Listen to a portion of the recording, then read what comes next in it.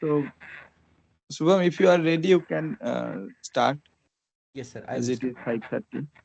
Yes, sir. Thank you. Thank you.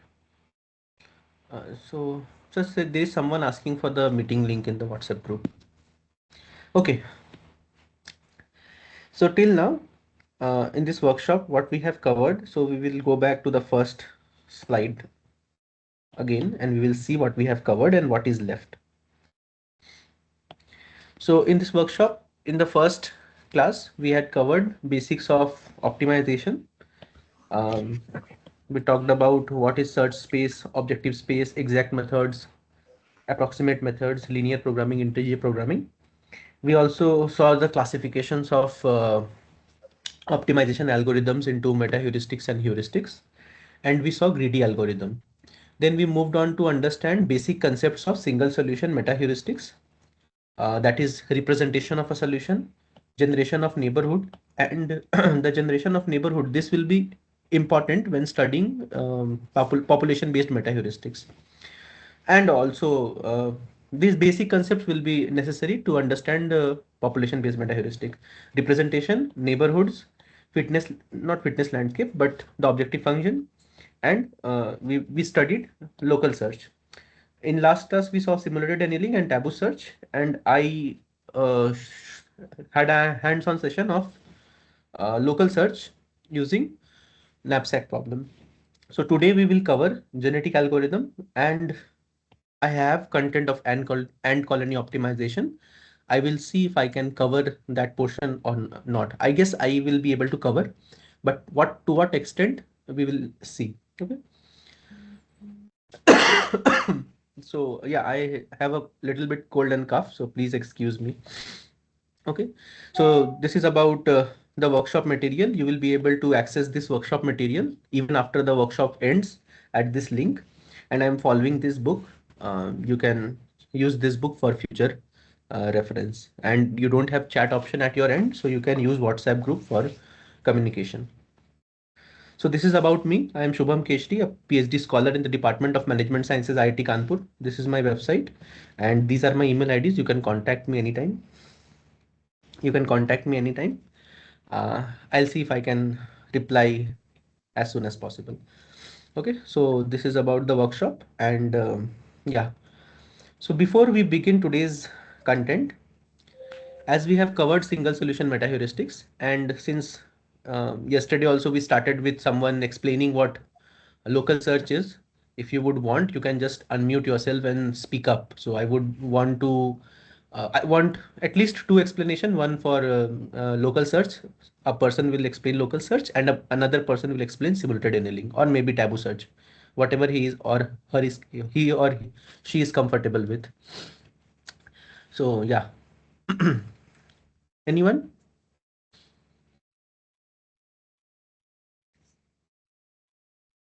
So you please don't worry. You can be right or wrong. It doesn't matter. At least you will try.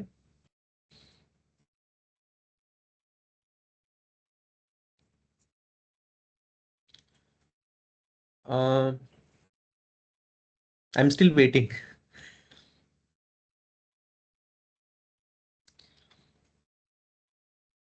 Okay, so no one is volunteering, and I don't want to call names.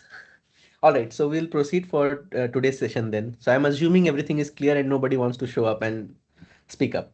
Okay, so this is the content of today's lecture. So what we'll do is we will first, so what I thought of covering first before everything else is some applications, because I saw that many of you are saying that these topics are not related to my field, but I wanted to show some applications where these topics are also can also be applied to your area.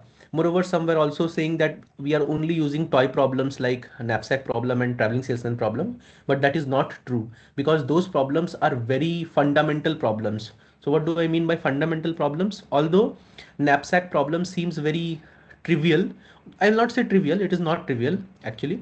I'll say simple to understand and simple to implement, but knapsack problem comes as sub problems to larger problems. So if you're solving some large problems You are able to break that larger problem into sub problems such that you can tackle those sub problems separately. There you might see these kind of problems like traveling salesman problem or knapsack problem. So these are not just toy problems, these are very important problems, and these are difficult to solve problems, but these are well studied problems, and there exist good heuristics, meta heuristics, not exact algorithm, more algorithms to solve these problems in a good way. So there exist algorithms which can solve this problem in reasonable amount of time with reasonable accuracy. Okay, so we'll see some applications. So what I have written is as framing problems as optimization problems. So first in finance, so you can see portfolio optimization. So there is some person who wants to maximize his reward by investing some amount of money. So he has a budget, and the constraint is you cannot exceed the budget. What is the objective function? You want to maximize the reward or return he is getting by investing that amount, and you have multiple stocks, you can say. So there are suppose n number of stocks, stock 1, stock 2, stock 3, dot dot dot, stock n, and you are asking that person to allocate uh, x1 amount of money in stock 1, x2 amount of money in stock 2, and so on, and xn amount of money in stock n.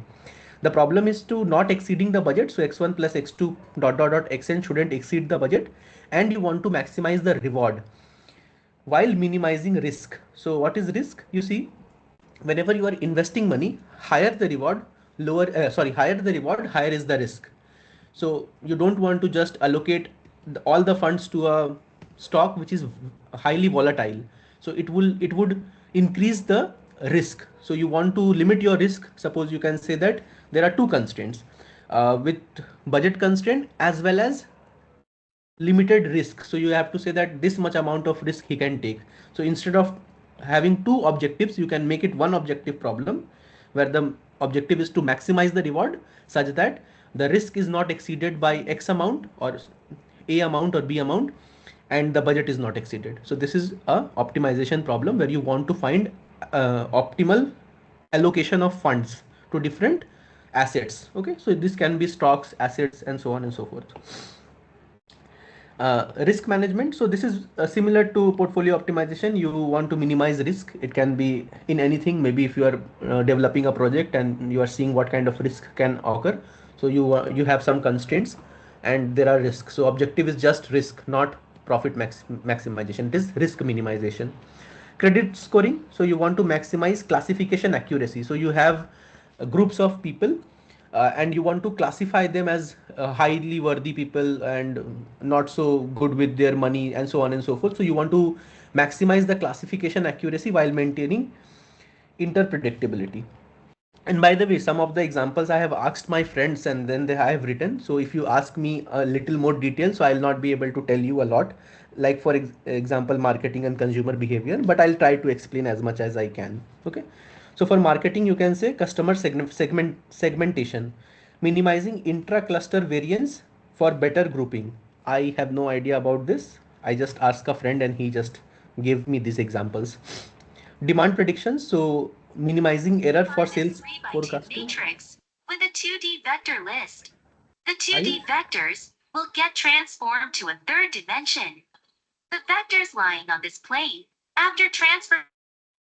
okay? So yeah, so demand prediction. So we are trying to minimize forecasting errors. So you can have forecasting functions which sees past demands and try to forecast future demands, and then you are trying to make that function or build that function such that the error of forecasting is minimized. Okay. Recommendation systems, maximizing user satisfaction while ensuring diversity. I have very little information about this. Consumer behavior, pricing and promotion. So maximizing the total revenue or profit by setting optimal price and promotions. Customer segmentation and target marketing, group customers into segment for effective marketing. In engineering, so we have many applications in engineering. Structural, so you see in engineering what we look for is a good solution. We don't always look for the best possible solutions. So engineers generally round off things, take approximations and so on and so forth. So in engineering applications, heuristics and meta heuristics are very powerful because they don't look for the best possible solutions. They just look for a solution which is good enough and that works for them, so they will go forward with that. Okay. And in engineering applications there are many approximations made to obtain quick solutions. Okay. So there are many examples. I have taken few. Structural optimization, minimize weight while maintaining structural strength. So this is for civil engineers. Robot path planning, minimize path length while avoiding obstacles. So if you have some kind of robot, like I give you the example of cleaning robot in your house, that can be one example, or maybe warehousing, stacking of warehouses. So you have some, it is not about robot, but it is actually robotics. So you can have some robot which stacks parcels in some or objects in some places. So what is the minimum path length he has to take such that all the objects are placed in appropriate places. Energy design, maximizing energy saving within budget, and there are many applications in engineering. Healthcare, operating room scheduling. So we have crew scheduling. So for example, there are limited crews, right? So there are limited doctors, limited nurses. How to schedule these doctors and nurses appropriately to different operating rooms and so on and so forth. Decrease disease spread modeling, minimize infection spread under budget constraints. So like in COVID there were many constraints, like they took harsh measures like total lockdown. So for example, if they don't want to do total lockdown, what kind of restrictions they have to impose, which facilities they want to start, which facility they want to restrict, and so on and so forth, those can also be modeled as optimization problem. Transportation vehicle routing. So we have talked about traveling salesman problem. An advanced version of traveling salesman problem is vehicle routing problem, where a vehicle goes from one door to the other, delivering some goods, and you can have more constraints in that. So you can have customer availability constraints. So you can say that when this vehicle visits this place, the time should be in between 5 to 6 p.m. So these are additional constraints to traveling salesman problem, which makes it vehicle routing problem. Vehicle routing problem has additional constraints like capacity constraint. So for example, if it is a milk delivery vehicle, it has a capacity of suppose 100 liters, and when it is going through a route, it has to check that the demand in that route should be met by the vehicle capacity. So it shouldn't happen that the demand unmet, there is unmet demand in that route, therefore you are unnecessarily traveling more distance, and you can increase complexities to make it more and more real world such that it is more and more applicable to real world. Okay. Traffic flow. So there are many, and by the way there are many electronics applications as well. So when you are about bandwidth, um, so when there is demand of bandwidth, so I cannot recall the exact problem. So it is something like that, that when you are designing the cable routing, when where you will route the cables like fiber optics, so there is a design question of which connections to make and which cities you will connect such that the cost of putting that cable is minimized, and all the demands are met appropriately, and there is some robustness as well. So there are many more applications to this kind of, you can put many problems in these kind of structures, optimization problems. Okay. So this is a brief discussion on applications of optimization problems. We will proceed forward unless you have doubts.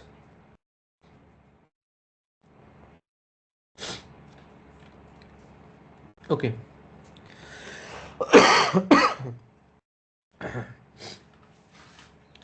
All right. So I wanted some volunteer to who can explain me local search. So it would be better if someone unmute himself or herself and speak up.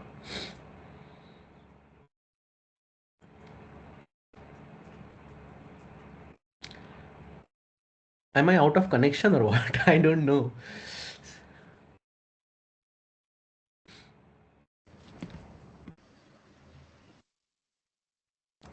Swam, you are Sir, as audible. far as I am, Absolutely. Yes. Yes, speak up. No problem. okay. Sir, as far as I understand that it was like optimization, we have some global and some local optimization level. But in local search algorithm, we try to find optimal solution in a local range, like not a complete set, but in around a sub neighborhood, I try to find the optimal solution. Okay, so it is the idea of search. So you're saying there can be a local Yes, sir. optima, there can be global optima, and we are trying to search in that region to find either the global. So we are trying. The objective is to find the global optima, but we can get stuck in local Mm. optima. So a follow-up question, if you want to answer, you can. Otherwise, we will move on to someone else. So the question is, how does we do that? So what are the steps we take to find local or global optima? Uh, Okay, so we can we move. Yes, sorry. Yes, continue. we first try to do some. There was some word you have used yesterday. Uh, uh, I'm not remembering, but if we try to expand the area and then try to, if it is moving uh, upper, then we continue like this to find out the optimal. Okay, plus first tell me. So if there is a problem, and you know these are the feasible solutions to that problem. So feasible solutions are solutions which satisfy all the constraint to that problem. So what can be one way to find which is the best solution? You check each of these solutions. You check what is the objective function of this solution, what is the objective function of this solution, what is the objective function of this solution. You search the whole solution set, and then you pick the best solution. Is this all right? Is this process all right of searching for the best solution? Yes, sir.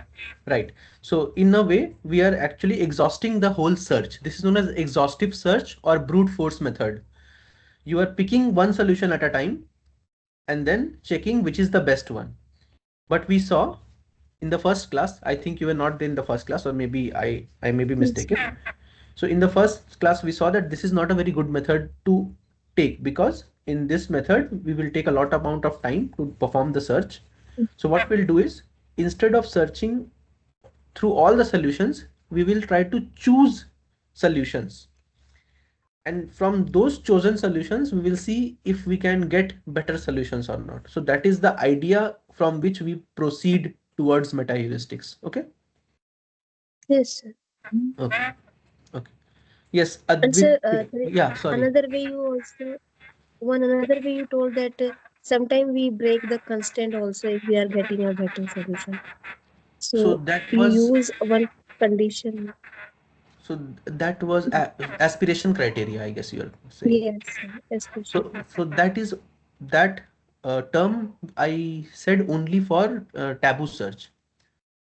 So I guess you are getting confused between the three algorithms. I would request you to go back and see all the three algorithms. It would make things clear. There is some confusion in your mind. Okay, and no problem. I know these are new Okay, topics and sir. it may be difficult to understand in one sitting. Okay.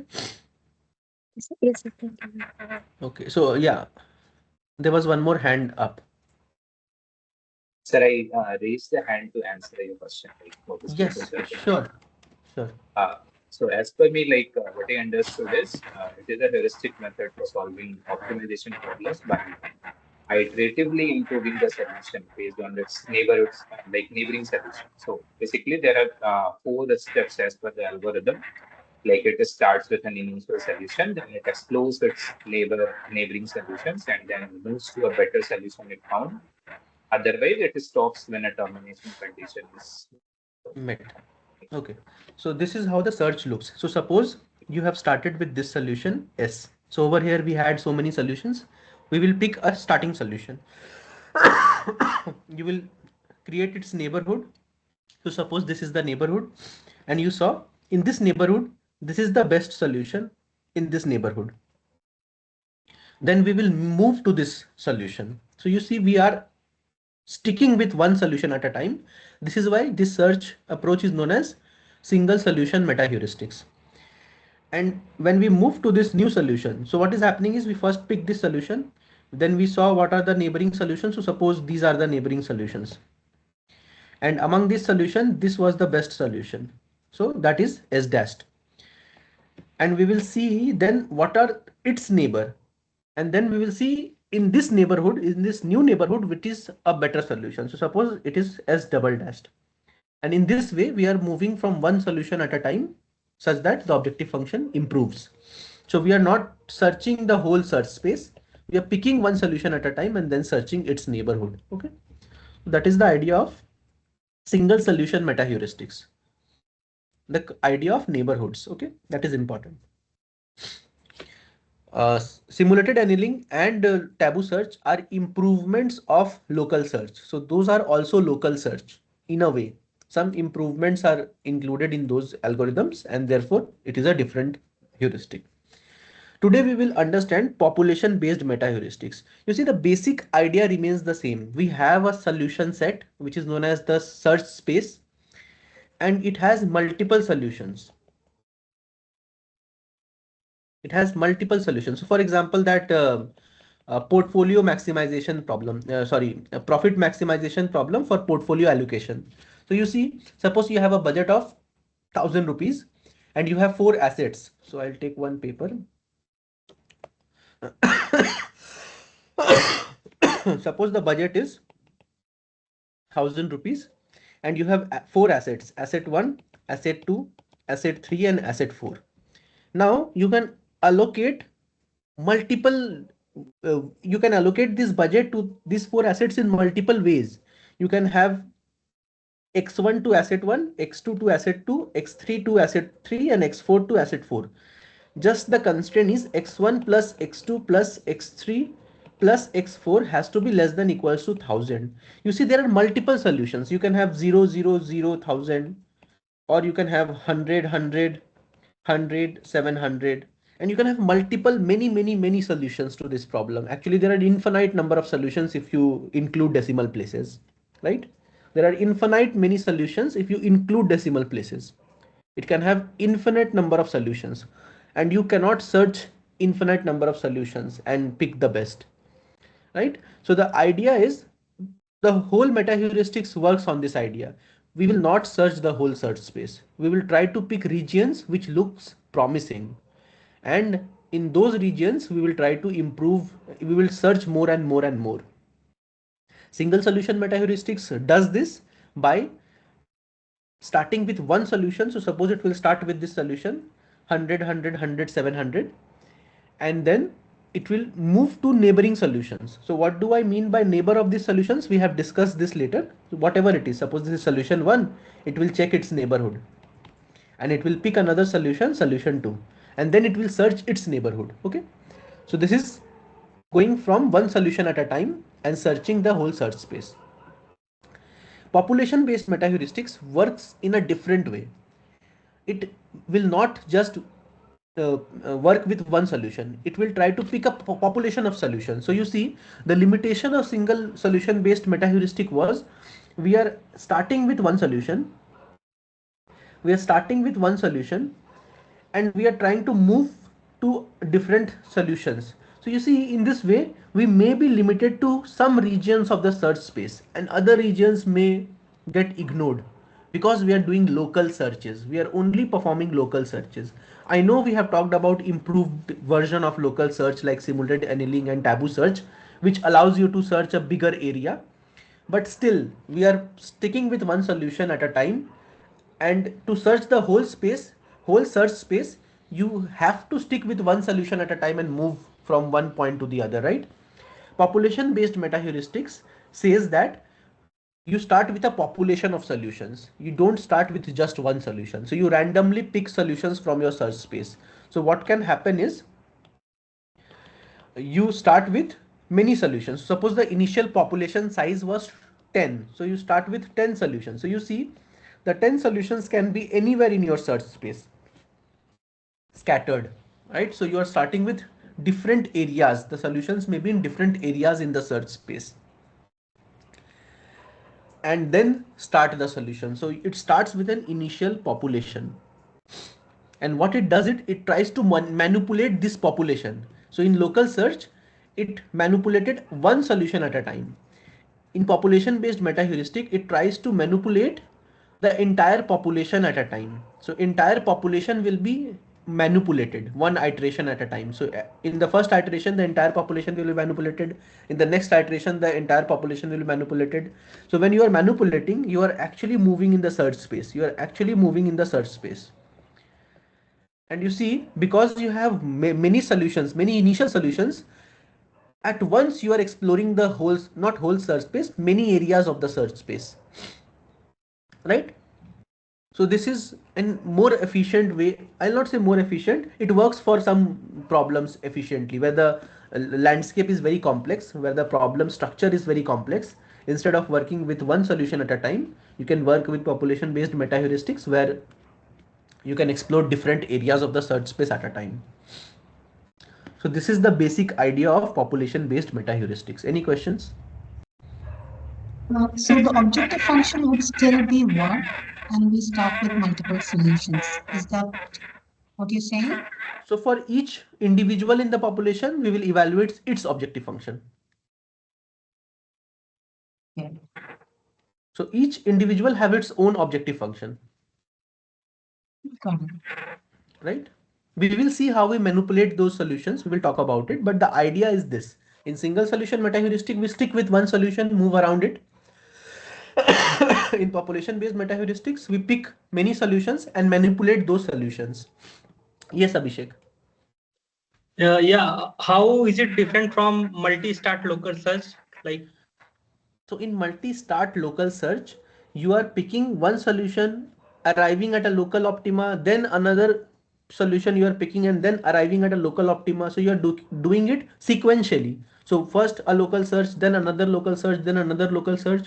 In population-based meta-heuristics, the entire population is one and you manipulate the entire population in the next iteration. And then again the population is again manipulated in the next iteration. So it is actually parallel. All the solutions are evaluated parallelly and then manipulated. Then evaluated parallelly, then evaluated, then manipulated. Is that all right? yeah, okay, thanks. Yes, Vikash. Hello, sir. Sir, Yes. actually, this is the beginning of this optimization part. So that's why I'm asking one question related to this. So here in this stage of initialization, so we should start from the zero or random within the population. So which is best approach for So initialization? I'll ask you a question first. What do you mean by zero? So what is zero? Okay. Uh, in general, whenever we are starting here, like we have zero solution, zero So your solutions for, decision variables yes, are integers. So you're saying x1 comma x2, whatever you have yes. xn, each are zero. x1 equals to 0, x2 equals to 0, xn equals to 0. This is what you are saying. Uh, no, not only x1, x2, x3. So Complete this objective function fitness value is we are getting suppose initially. 0. For example, there is 50 population, like 50 solutions are there, but initially I have considered it as a zero. So can we start from here, or we should which approach is better, like starting from zero or No. some random generated number? So please first explain me what is 0. What is 0? The objective function is 0 or each No. individual. So what is 0? Objective function is not zero. Here this population value or their location value we have considered zero. For example, I am talking about for particle sum optimization technique. Uh, we have not In talked about. this way, Okay. Okay. uh, Okay. uh, Okay. Participant. yes, sir. Yes. Go on. Go on. So in this generally we get here some doubt sometime, like initialization should be zero from the zero, or it can be random generated population value. So again, I'm not getting what 0 is. Acha. Mm, So is the value of all the variables equals to 0? That is what you are saying. yes. No. So this is not a random solution. So you are Oh, okay, biasing yourself to start with origin, okay. right? So Mhm. you shouldn't do it. So you are saying that I think the best value is around the origin, but you may not be correct, right? Yeah, okay. Mhm. You randomly find some values of these variables. and the objective function will become whatever it is. But when you start, you cannot just say I'll start with origin. Okay. Is that all right? Yes, yes. Did I answer your question? Yes, yes. Okay. Okay. Any more questions?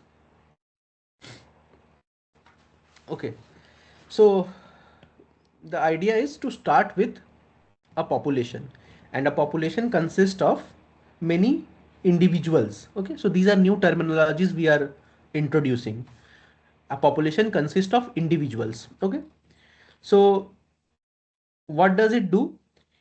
Initially we generate the first set of population, that is known as initial population.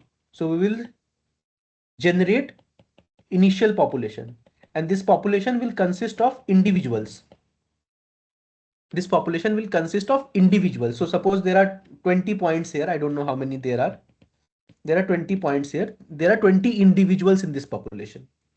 What we will do is we will have a replacement phase. That means at one, and I will have one more terminology here, generation. So earlier I was using iteration, now generation. So it is related to nature. So like one generation after other. So at one generation there is one population. When we manipulate that population to become a new population, we will say that is a new generation. Okay, so I will repeat again maybe. So the initial population is generation 0 or maybe generation 1. When you manipulate this population and create another population, it will have a generation value of 1. So that is generation 1, then generation 2. So each generation is a manipulated version of the parent generation, right? Parent population. So we have a generation phase. This generation is not the same as that. So generation phase means we are giving initial population. So that is, we will start, suppose we are starting with generation 1. So that is the first generation.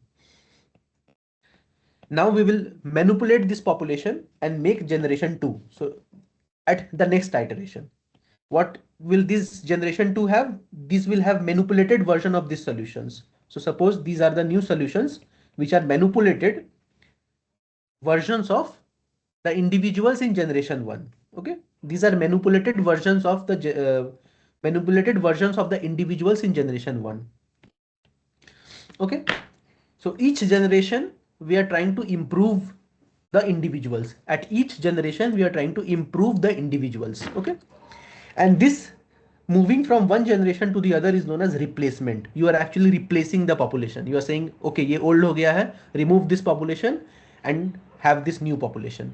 That is new generation of individuals. Okay, so replacement phase. The process continues until a stopping criteria is met. So we can have multiple generations. So we can have suppose 1,000 generations as a stopping criteria. So we will perform this meta heuristics until 1,000 generations has reached, or 10,000 generation has reached, or 100 generations has reached, whatever your stopping criteria can be. So this was not there in this was there in local search. We were saying iterations. The maximum number of iterations were 100. So we will only do local search for 100 iterations. Over here we are saying we will only do population based meta heuristics for 100 generations.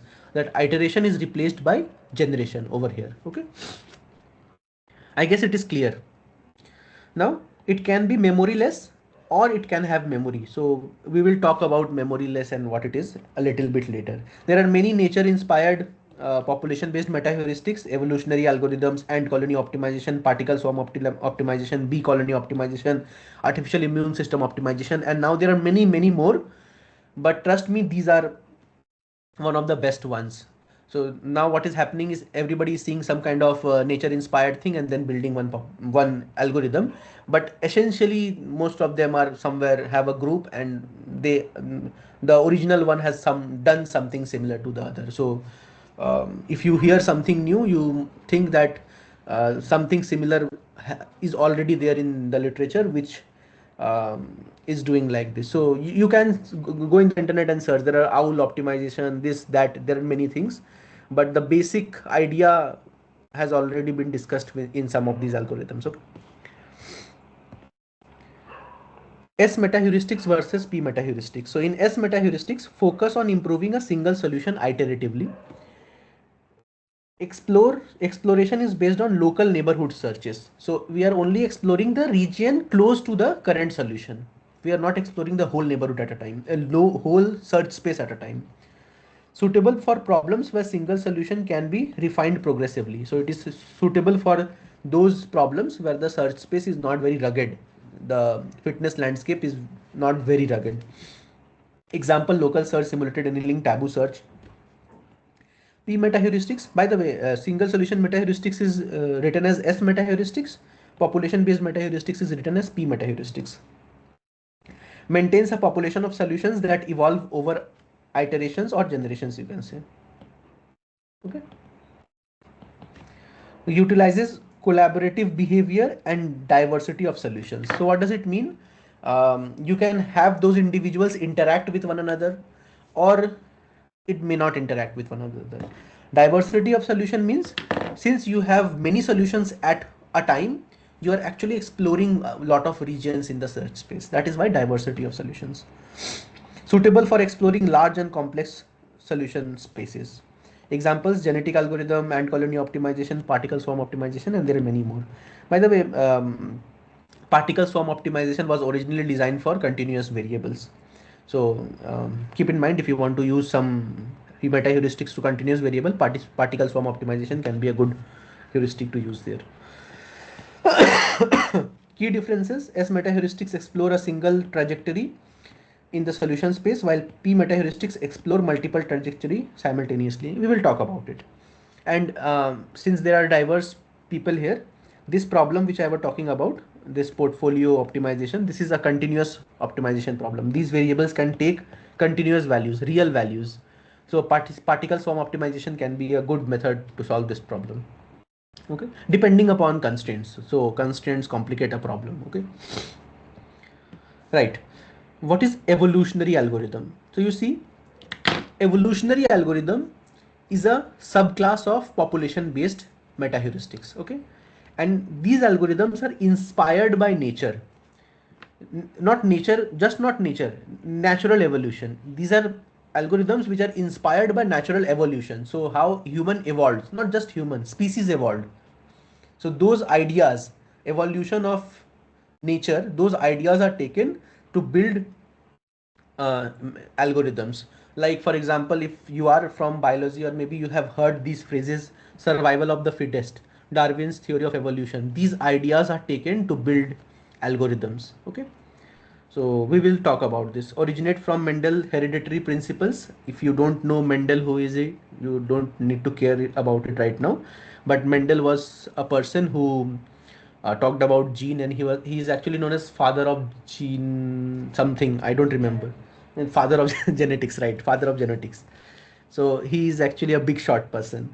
And Darwin's theory of evolution, dev- developed into computational algorithms in, yeah, okay. So there are many. Why have I written means school of? Acha, by the way, this is wrong. Huh? I wanted to write examples of evolutionary algorithms.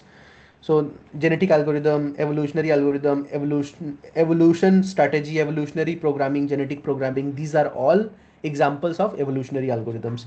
In this lecture, we will only talk about genetic algorithm. Successfully applied to many real-world optimization problems, including continuous and combinatorial optimization, engineering, design, data mining, machine learning, and many, many, many more applications. Okay. Overview. So population-based meta-heuristics, population of individuals are there, and each individual have a fitness function. So when we are talking about evolutionary algorithms, only for evolutionary algorithms, we replace objective function with the term fitness, just because it is similar to biological term, right? That is why. So the more higher the fitness of an individual, the better the solution is. So this terminology is coming from biology. Fitness, it means higher the fitness, the better is the individual. Okay, so if it is a maximization problem, high fitness means high objective function value. If it is a minimization problem, higher fitness means lower objective function value. Okay, so when you are defining the fitness of an individual, So suppose for a traveling salesman problem, you have a solution A, B, C, D, E, F. So this is the solution you have for a traveling salesman problem. And the objective function is suppose 1000. Is my screen frozen? Hello? No, sir, it's working. Okay. So suppose the traveling salesman problem and the objective function is 1000. Now see, traveling salesman problem is a minimization problem. So what you have to do is you have to either take the negative of this value as the fitness or reciprocal. So suppose we are working with negative. So if we are working with negative, so the fitness will be minus 1000, and higher the value, that is lower in the negative range. So suppose we have another tour which is A, C, B, D, E, F, E, F, E, and its objective function value comes out to be 900. So you see, this is a better solution. Why? Because the tour length is lower. It is 900. And according to fitness, fitness is minus 900. So what I will do is I will write it like this for better understanding. Okay. So I will write it like this. So suppose this has the objective function value of 1000 and 900. So the fitness value will be minus 1000 and minus 900. So you see, higher the objective function value, lower is the fitness, and lower the objective function value, higher is the fitness. So we try to manipulate the objective function such that higher fitness means good individuals. So if you have a maximization problem, you don't need to put negative sign there. Is that all right? This is just manipulation. I guess it is all right. Any doubt? Okay. Main steps. So we do selection, reproduction. We will talk about this. We will talk about this. We are skipping this right now. There is some idea of genotype and phenotype. So this is also terminology taken from genomics or genetics. Genetics. Yeah, genetics. So you see, when we were talking about representation, so this representation in evolutionary algorithm is labeled as genotype or chromosome. So these are terminologies. I'm just bringing this because of completeness. Okay. So earlier we were saying this is a representation of a solution. For evolutionary algorithm, we will say this is the chromosome of that individual. Okay. By the way, how many of you are familiar with these terms in biology? Chromosome, genes. All right. So this representation is known as chromosome, and phenotype is the decoded solution. That fitness function is known as the phenotype. We will not use this term. I have just mentioned it over here. But chromosome I will use. This terminology I'll use. Chromosome is just the representation of the solution. So if it is a knapsack problem, this 001111000011. So this is one representation of a solution. Now we will call it as a chromosome of that individual. Chromosome of that individual. Okay. So the key steps, key components of an evolutionary algorithm. First is the representation. How are we encoding the solution? This encoding is known as chromosome. Okay. We will not go into these details. Decision variables within a solution are known as genes. Possible values of a variables are known as alleles. We will not go into these details right now. Okay. The position of an element within a chromosome, we will also not go into this detail.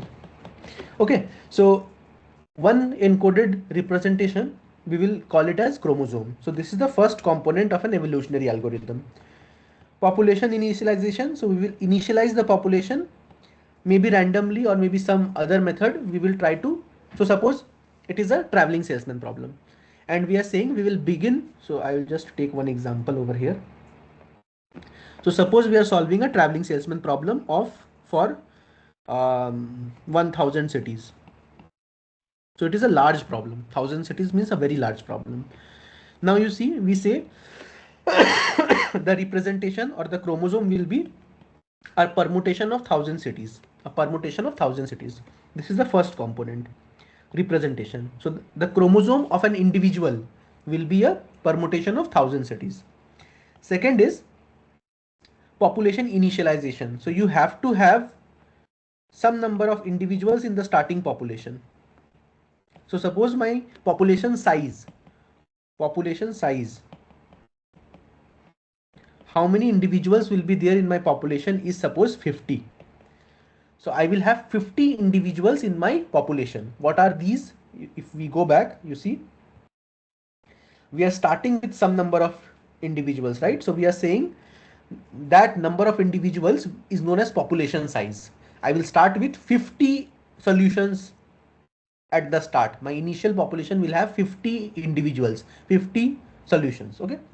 So over here we are saying we will start with 50 individuals. So we will have in this population 50 individuals. Each individual will have a chromosome like this, right? Has a chromosome like this. Is that all right? Is it all right? Okay. So this is the second component of a genetic algorithm. The third is the fitness function or the objective function value. Each individual will have a fitness function. Each individual will have a fitness function, right? You can obtain, because it is actually a solution, you can obtain its objective function value. So each individual will have its fitness.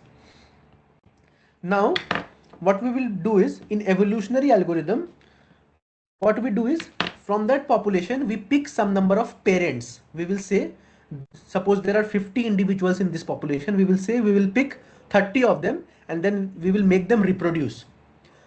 From that 50 individuals we are picking 30 of them and then we will make them reproduce and give birth to children, and these children will become the new population. We will reject the whole previous population. So that is the idea. Okay. So in evolutionary algorithm we have a population. From that population we will select some parents. How is that selection done? So for example, good solutions are parent solutions. The idea is, if you pick good solutions and recombine them, then maybe you will have a good child solution. The idea of survival of the fittest. Whoever is the best among these 50 individuals, pick those individuals, let them reproduce, give birth to a child, and the idea is that the child will be good as well. Okay, so that is the idea, the survival of the fittest from Darwin's theory of evolution. So we have a selection criteria. So this selection is how will you select parents, because you have to pick parents from this population to make them reproduce. So selection strategies determine which parent are chosen for reproduction, often based on better fitness. So if you pick better fitness, the idea is that you will get better children. Okay, that is the idea. So selection of parents, the selection strategy, how will you select the parents? Reproduction strategy, how will you combine their chromosomes, because each individual have a chromosome. How will you combine the chromosome? So that is the reproduction strategy. What strategies will you use to combine their chromosomes to make new chromosomes, new children? Okay, so that is one strategy, reproduction strategy. Next is replacement strategy. So once you have obtained the children, do you want to reject the whole previous population, or do you want to pick some of the individuals in that population and mix them with the new children? Again, I will say, replacement strategy means, once you have a population and you created new children, so will you reject the whole previous population, or do you want to pick some of those individuals and put them in the new population? Replacement strategy. How will you replace your population? And a stopping criteria. How many generations will you go, or maybe what is the time you want to go, or what should be your termination criteria? So this is the whole idea of evolutionary algorithm. Is it clear? Is it clear? Yeah, so one question, I guess, Meta 015. Shubham, this in the reproduction strategy includes mutation to the new solution. We will talk about So, mutation and crossover. We will talk about that.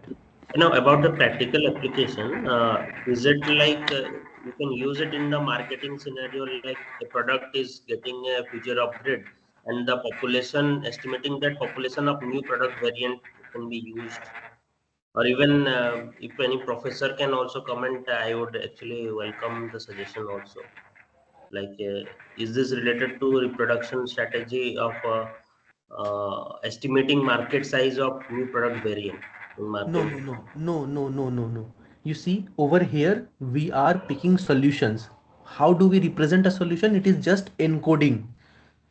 When we say reproduction, we are trying to mix their encoding. So you see, when we were creating neighborhoods, we were only changing one bit at a time. So if you remember, if you recall, for a knapsack problem, NPSSC, knapsack problem, the representation was bits 0, 1, 1, 1, 0, 0, and so on and so forth.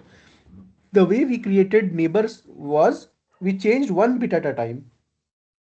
Over here, we are saying why to just change one bit at a time. It is very local changes. You are just creating very close individuals. Over here, when I say reproduction, what are you doing is I will give you what reproduction means here. So you pick two parents, parent 1 and another parent 2. You cut them in half. You cut them in half. Child 1 will be created by this half plus this half. And child 2 will be created by this half plus this half. So this is how you do reproduction in a knapsack problem. Is that all right? Yes, it's clear now. Yes. So this example which I gave is an example of crossover. This is not mutation. This is an example of crossover. Any more questions?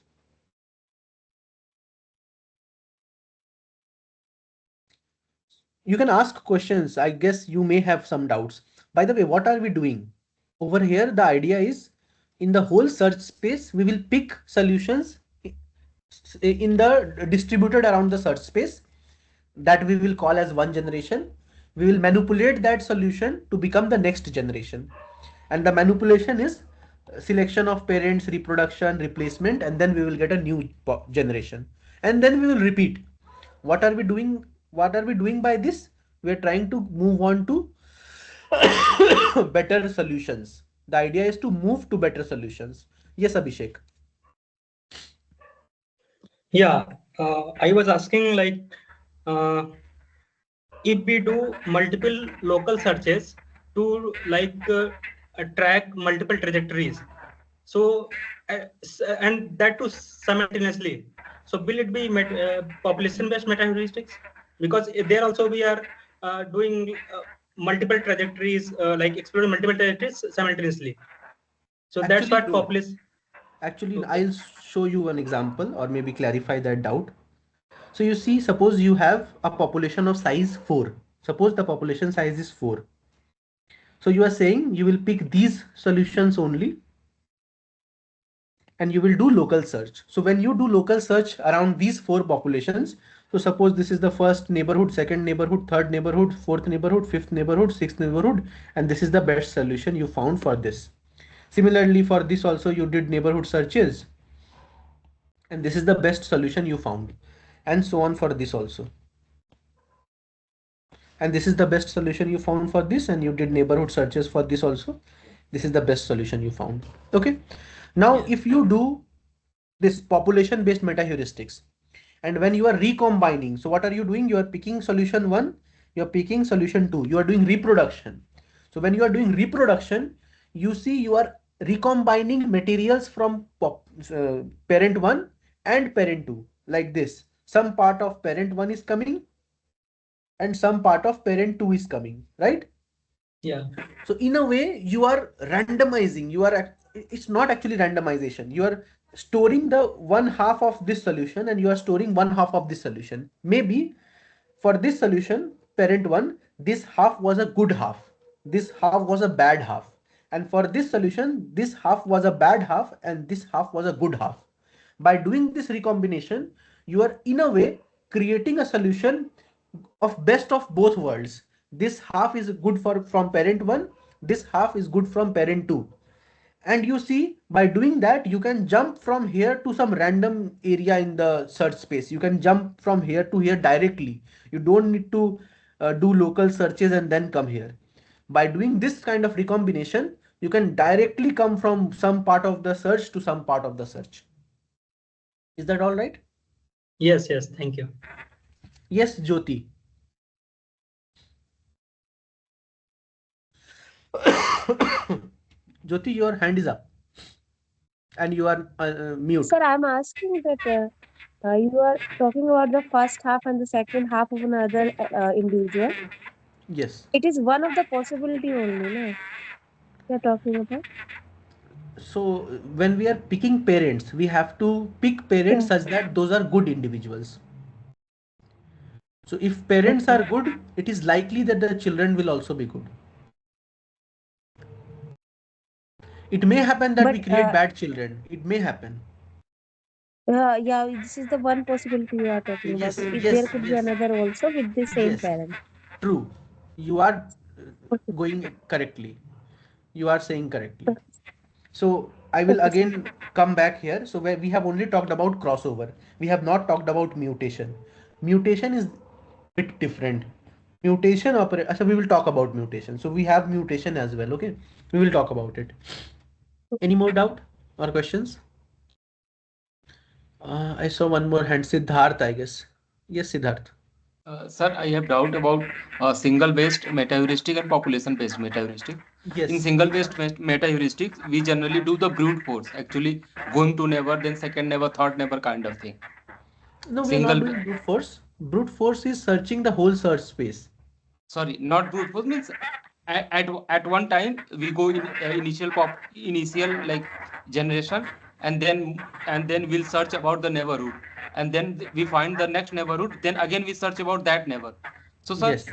that is taking lot of time. But in population based, we parallelly go for like generating population. Lot of solutions are we are checking na, in the Yes. population based. So why Yes. not always go for population based, or there's some class of problem where it is not favorable for population based, or it is favorable for single meta heuristic kind of. Single solution metaheuristics are fast. You don't need memory for them. Over here, you see you are storing a lot of solutions one at a time. You're storing solutions. It requires memory, right? Some problems are such that single solution metaheuristics works well. Okay. Is that all right? For some I think single problem meta heuristic are not feasible also na sir, kind of thing. So if your search space have suppose rugged, so I cannot show you over here. If it is rugged, that means many local optimas and many local maximas and minimas, then local search methods will not be very good over there because it will get stuck. So I don't have example right now. So suppose it is like this in 2 dimension. So I have only, I can draw in only 1 dimension, right? So think of this as a surface with many ups and downs. Local search will be a very bad method to do here. You can use some other advances of local search like simulated annealing, taboo search, and so on and so forth. Mix of both taboo search and simulated annealing and so on and so forth. Those would work better. But simple local search is a very bad strategy over here. So sir, by simply seeing a problem, can we say that we should go for meta heuristic, single solution meta heuristic or population? Is there way, or I am also doing research in that area. Actually, I don't know okay, right now. okay. This was the only talk to Yeah. this. Yeah, there is one more hand. You are, yeah, please speak up. Your hand is up. You are unmute, but I'm not able to hear you. So yeah, you are not audible. Please try if you can speak up or maybe write in the WhatsApp group. Okay. Any more doubt? Okay. So we have discussed a lot. Currently it is 6:30, so we are running late again. Okay, so this is the template for the evolutionary algorithm. So first we generate the initial population, the way we have talked about. And this T is the generation tracker. So it will say generation is 1, 2, 3, 4, how many generations are there. And we have started with 0. You can start with 1 as well, but we have started with generation is equals to 0. You can start with 1 as well, same thing. Until the termination criteria is met, there can be multiple termination criterias. You have to check what works for you. First, you evaluate. So I'm writing P0. So this 0, it is actually P of T. P means population and T means the generation it is in. So when I say P0, it means population at generation 0. Okay. P0 means population at generation 0. So evaluate PT. So what is T right now? T is 0. When I say evaluate, it actually means find the fitness of all the individuals in that population. Find the fitness of all the individuals in the population. Okay. So over here, we are just trying to find which individuals are better and which individuals are not. We have done the evaluation. Then we do selection. What is this selection? Selection of parents to go for reproduction. Okay. Selection of parents to go for reproduction. So so P of T is the population. I'll write it nicely maybe. So what is P of T? P of T is the population at Tth generation, and P dashed T is the parent selected at Tth generation. Okay. So what are we doing? We are selecting some number of parents and storing it at P dashed T. Now using this P dashed T, so suppose there are 50 individuals in that population and we picked 30 of them for doing the reproduction. We will use those 30 of them for, for reproduction. We will use those 30 of them for reproduction. Once the reproduction is done, actually I have made a mistake over here. It should be P double dashed T. Okay. So once you have done reproduction, it will be P double dashed T. Store the children in P double dashed T. This is the children population. Children population generated from P dashed T. Children population generated from P dashed T. Now evaluate these children and you use the previous population P of T and this children P double dashed T, or maybe you don't need P double dash T, just replace this P dashed T because you have, so what are we doing? We have P dashed T, PD, PT, we have the population, pick the parents P dashed T, do reproduction and store it back in those P dashed T. Matlab, ignore the parents and then label it as P dashed T. The children becomes P dashed T. Okay. It is either the parents or children. So we just Shubham, not. we need two parents, no? We need two parents, correct? Yes, for So there crossover should we be need two two. parents. So P dashed T is actually a set of parents. It is a set of parents. Should be an even number. Suppose 30 are there, so you have to pick two at a time, and there will be 15 reproduction operation. Yeah, okay. Okay. So we are putting the children back in P dashed T, and then what we are doing is, just a minute, we are using PT and P dashed T to replace or to make our new generation, that is T plus 1. So PT plus 1 stores the replacement population, it stores the new population. Okay. And then increment the generation by 1, so you are at 0, it will become 1 and then repeat. Yes, Siddharth. Sir, my question is that suppose we got 30 parents for the next generation or generation, sir. So how would you select to cross? How would you select to reproduce those two population based on 30? Like only need two not to reproduce. So when you have 50 population size, you Yes. selected 30 of them for crossover, so for reproduction. So what you will do is you will divide them into groups of 2. So you will have 15 groups of 2. Yes, sir. So from these 15 groups of 2, so each group will create 2 children. So you will have 30 children generated. No, sir. Right? How you decide the group? Like which group to be So crossed you or? can do it randomly. It is just Okay. whatever works. The thing Okay. is in metaheuristics, whatever works. Okay. Okay. So groups of 2 you combine, create 2 child from 2 parents. It's your choice. You can create 4 children from 2 parents as well. It's just choice. Yes. Whatever works. That's it. Okay. 2 children from 2 parents. So you from 30 parents you will have 30 children. Now you see you have 50 from the previous generation, 30 from the children. You have over here 80, but you need only 50. So you store from this 80, you store 50 as the new generation, p t plus 1, and you increase t to t plus 1 and then repeat. Is that all right? Yes, sir. I'm asking everybody because we will now go to selection, reproduction, and replacement. What is selection? What is reproduction? What is replacement? Yes, Advitya. Sir, what will be the termination criteria? Like Okay, best so fittest? What will be? so one termination criteria can be I'll only go for um, 500 generations. Another better termination criteria can be, you see, you are evaluating the individuals in the population. So when you are evaluating the individuals in that population, you know what is the best solution there. You know what is the best solution. So for a maximization problem, suppose it is a maximization problem. Suppose it is a maximization problem, okay? And you get a best solution at tth generation. The best solution was 1000. For t plus 1 generation, the best solution was 1200. For t plus 2 generation, the best solution was 1200 again. For t plus 3 also 1200 again. And you did this for t plus 50. You also got 1200. Now you can say that, okay, it seems like my genetic algorithm has converged.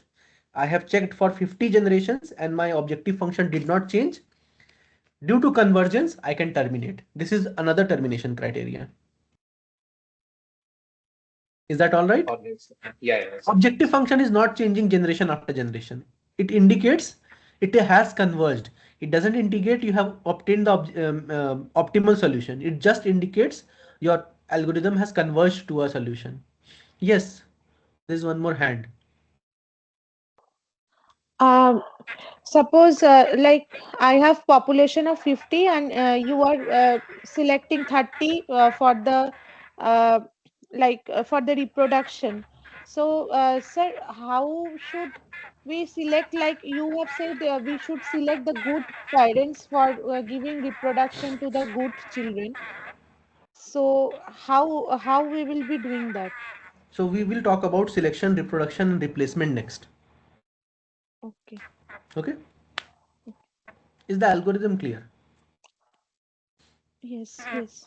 Okay. So we will talk about selection, reproduction, and replacement. I guess apart from that, everything is clear, right? So you can put your hands down if you don't have any more questions. So, by the way, this is about evolutionary algorithms. Now we will talk about genetic algorithm. Genetic algorithm is one example of evolutionary algorithm. Okay.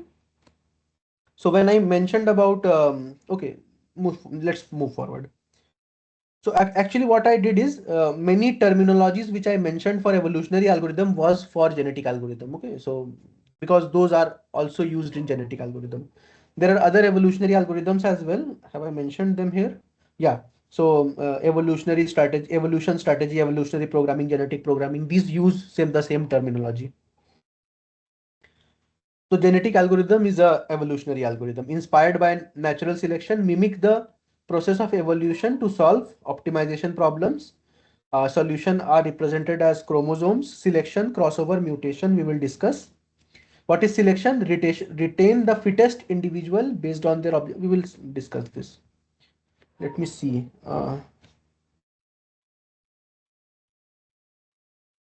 Yeah, I have details. Okay. All right. So selection, retain the fittest individual based on their objective function value. So this selection, just ignore this part. Huh? I will tell you why I have ignored this part right now. Crossover, combine parts of two parent solution to create offsprings. Offsprings and children are the same. Mutation. So you see, when we are doing reproduction, so we are talking about reproduction right now. When we are doing reproduction, you can have combine two parts of parent and create a child or offspring. Okay, child one.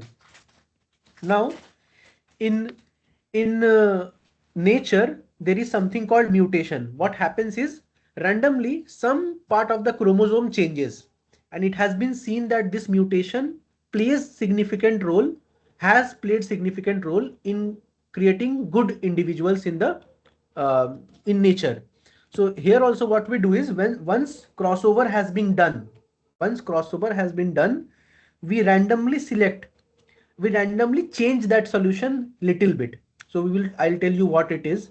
So for a knapsack problem, suppose this is 0011100000011. This is for a knapsack problem. So the way we created neighbor, that idea will be used for mutation. So how did we create a neighbor? We flipped one bit randomly. So over here also we will select one bit. So suppose we are selecting randomly this bit to change, and we will change 0 to 1. We will make this as 1. So this is a random change in the chromosome. That is what is known as mutation.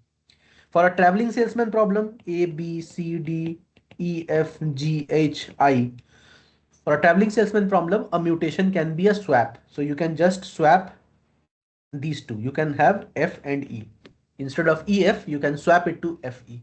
So mutation is, the operators are similar to the neighbor creation. That is why I told you in the morning, please read the previous lectures. So what is mutation? Mutation, the idea is just create a random change in the children. It may produce good solutions. And by the way, there is something known as mutation rate. It means whether to apply mutation to a solution or not, to a children or not, and that is very very low. It is around 0.001 to 0.1. It means we perform mutation very less frequently, very less frequently. So when to apply mutation, it is very less frequently, but sometime it helps. Sometime it moves you from one region of the search to some other region of the search. You see, everything we are doing is to diversify. This mutation is a diversification operator. It randomly shifts the point from here to some other region. It is a diversification strategy. It is a diversification strategy, exploration strategy. Crossover is also a kind of exploration strategy, right? You are randomly combining two parts of two parents and then creating children. You don't know whether it will be good or not. So these are diversification strategy. What are intensification strategy? Picking good individuals to become parents is one intensification strategy, right? Is one intensification strategy. Another intensification strategy is when you are replacing, the generation. You can say, I will not ignore good solutions from my previous generation. I will pick those good solutions and put it back in my new generation. I will not just ignore the entire population. I will pick good individuals from my previous generation and put those individuals in my new generation. This is an intensification strategy. You are focusing your search in those areas. So this is an intensification strategy. Diversification and intensification, or the other hand, exploration and exploitation. Any doubt? Any questions? Yes, Anusha. So with all this mutation and crossover, how do we make sure that the algorithm is still functioning as an optimization algorithm and not becoming a random search algorithm? So when you are actually doing this kind of crossover, in a way, you see, when we do crossover, we are not randomly changing each of the bits in that solution. We are preserving areas, right? We are preserving big areas from one region and big areas from the other region. So suppose this object for knapsack problem has a high reward to weight ratio. Suppose this object has a high weight to reward ratio. In my child, it is most likely it will be there. It's very likely that solution, that individual, where not individual, sorry, this object is selected in my child.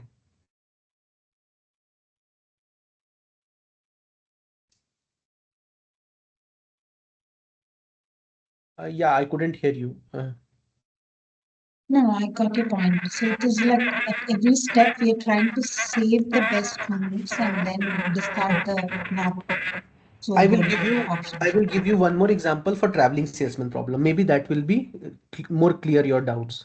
You see, when we are uh, doing traveling salesman problem, suppose this is one solution, or maybe I'll write it A, B, C, D, E, F, G, H, I, and another solution is E, F, C, D, A, B, G, H, I. Now, the way to perform crossover in traveling salesman problem is little bit different than the way we perform crossover in um, uh, knapsack problem. Why? Because over here this is a permutation representation, and you just cannot say half of this and half of this. You see, AB maybe get repeated. So I will tell you how to do crossover in traveling salesman problem, but the idea which I am trying to pitch over here is, suppose, so in traveling salesman problem you will generally see that nearest neighborhood search performs well. So whatever is your nearest city, visit that first. You will not generally see the solution is like this, the solution is like this. You will not generally see that the solution is like this. You will not see solution, yeah, you will not see solutions like this, right? So the adjacency of cities A, B is actually stored in the child. That adjacency is not removed when you are doing crossover. That adjacency will be there in your child. So it is not randomly doing searches. It is not haphazard. There is some logic of this crossover there. That relation of adjacency is actually there in the child. Is it all right? Okay. Yeah, yeah. Thank you. Yeah, there is few more hands. Yes, please speak up. Siddha, Sridhar. I'm not able to hear you, Sridhar. I'm not able to hear you.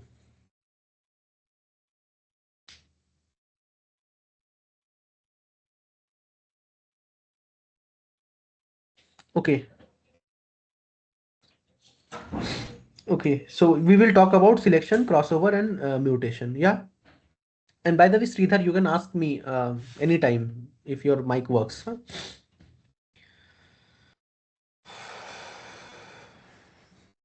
Okay. So over here we have taken an example of, instead of going with an example, I will tell you these strategies, it will be better. Okay. So what is selection?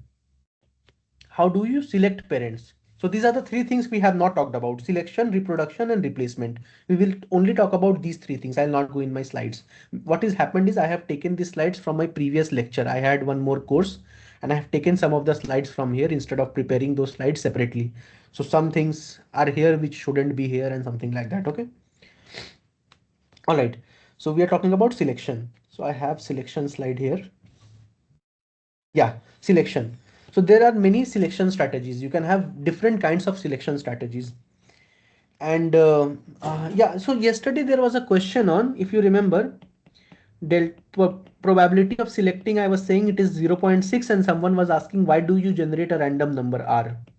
Remember there was a question, someone was asking why to generate a random number. I have one more explanation to that question. That's why I'm asking. If you are here, you can speak. Yes, sir.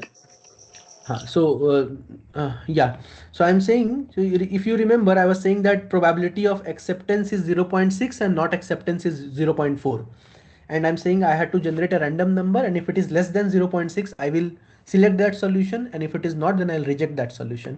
Instead of that, think about it like this. Suppose there is a circle and it is actually a wheel. What it is doing is, you have probability of selection as 60%. So you cover this wheel 60% of that area of the wheel. Okay, you cover 60% of that area. This is probability of acceptance, and probability of rejection is this area. Now what you do is you place a arrow at one point and rotate the wheel. When you rotate the wheel, it will either land on this side or this side. Whichever side it lands, it is it will tell you whether to reject the solution or to accept the solution. It is similar to a random number generator. It is very similar. Instead of rotating the wheel, I am actually trying to generate a number. It is just same thing. Here I am rotating the wheel itself. I am fixing my number, I am fixing my position, I am rotating the wheel. And whenever it lands, I will say, okay, it has landed to selection, I will select the solution. It has landed in rejection, I will reject the solution. Instead of that, here I am, what I am doing is I am fixing the wheel, but I am rotating this arrow from 0 to 1, 360. And if it is less than 0.6, I am saying accept. And if it is more than 0.6, I am saying reject. Same thing in a different way to understand it. Is that clear? Yes, sir. Okay. So why I was saying why I was saying that here, because row level selection is similar to that. So what is row level selection?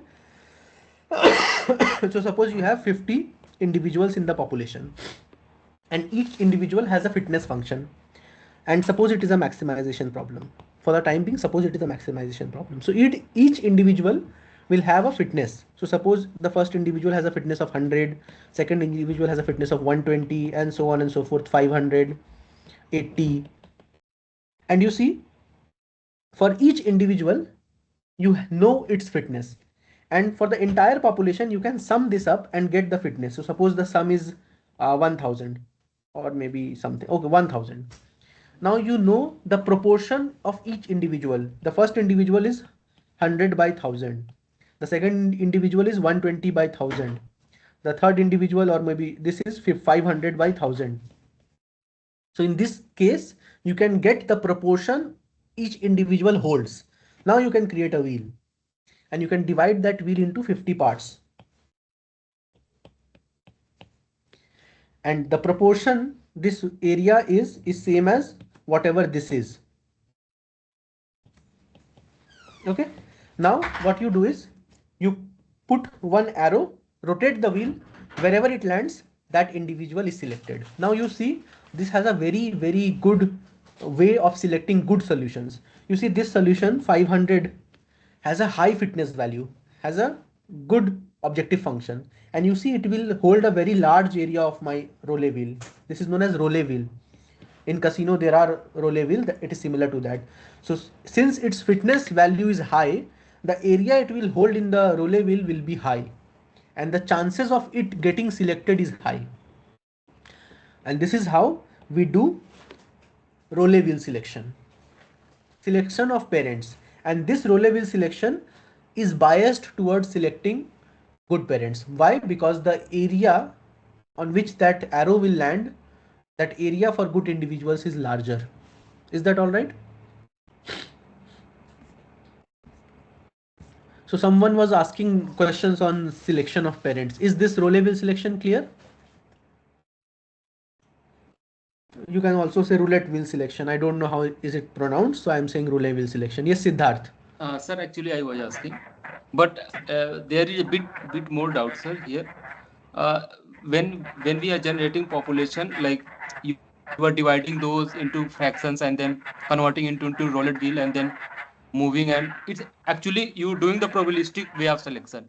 Yes, The roulette wheel is yeah. a probabilistic But probabilistic why not, sir? proportion. We check the fitness of each population and then select. Why to do this way? So you Directly we are, check. so in that case you are biased towards good individual only. So you are saying I will only pick the best 30 individuals among the 50, right? Yes. So you are ignoring diversification. You are saying that I will only intensify, I will only pick best individuals. What if the characteristics of the best solution will come from some of the worst solution? It can First, happen. okay, okay. No, So you are giving chance, you are giving chance to each of the individual in the population. you once told us, sir, fitness means fitness of better fit means who is better will select only that. So you see, Survival of fittest, you say. Yes, yes. these things are complementary. Okay. One way we are trying to diversify, one way we are trying to intensify. We are trying to bring a balance between diversification and intensification. Yes, sir. You just cannot intensify, you just cannot diversify. So I know these things may seem कि क्या हो रहा है, हम लोग कैसे apply करेंगे, but this is the algorithm, this is what the algorithm is, and it works very well. Understood, sir. Thank you. Okay. Any more doubt?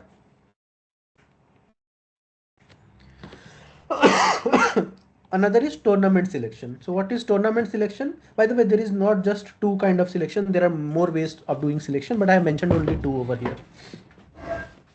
What is tournament selection? In tournament selection, so among the, sorry. So in tournament selection, among the 50, I will have to select a tournament size. So suppose I have selected a tournament size of 5. Now, and I have to pick 30 parents. What is tournament size? Tournament size is those number of individuals I will pick and make them do a tournament, make them fight. That is, among the 50, I will pick 5, and whichever has the highest fitness will become a parent for reproduction. Again, among the rest, I will pick 5. Whichever has the best fitness will become a parent for reproduction.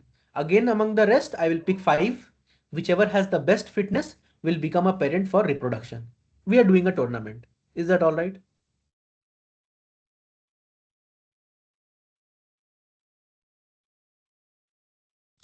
There are many people in this meeting, and I don't know to how many of them I'm making sense. Okay. All right. So this we have talked about selection of parents. Selection we have talked about. We have also talked about crossover a little bit. Let's go into a little bit more depth. So you see, there are many ways to do crossover. Many ways actually. So the thing for knapsack problem we were talking about, this is parent 1 and this is parent 2.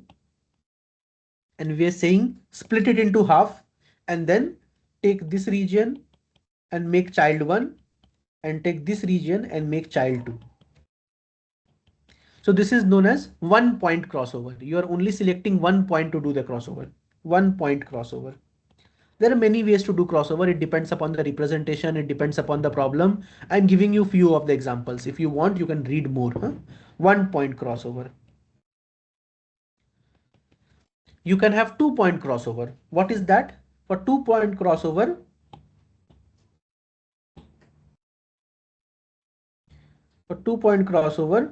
what you have is this is parent 1 and this is parent 2. Select 2 points.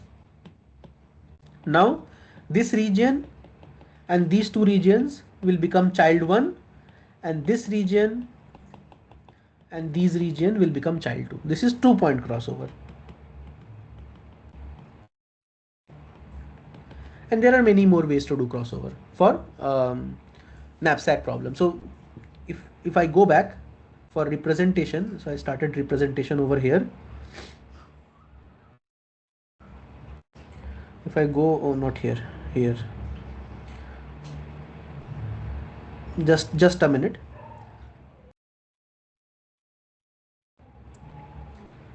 Over here. So yes, this one. Yeah. So we talked about binary representation where a vector of binary values were used. Here you can use 1-point crossover, 2-point crossover. Real valued representation will cannot use that thing. We will talk about how we can use it. Discrete value crossover, discrete value representation you can use. You see there is no permutation in discrete value crossover. So that assignment problem, there are some task 1, task 2, task 3, people 1, people 2, people 3, and this values just contains, so this is task 1, this is task 2, this is task n, this is assigned to first people, this is also assigned to first, this is second, this is third, and so on and so forth. Here there is no permutation, so you can do 1-point crossover or 2-point crossover.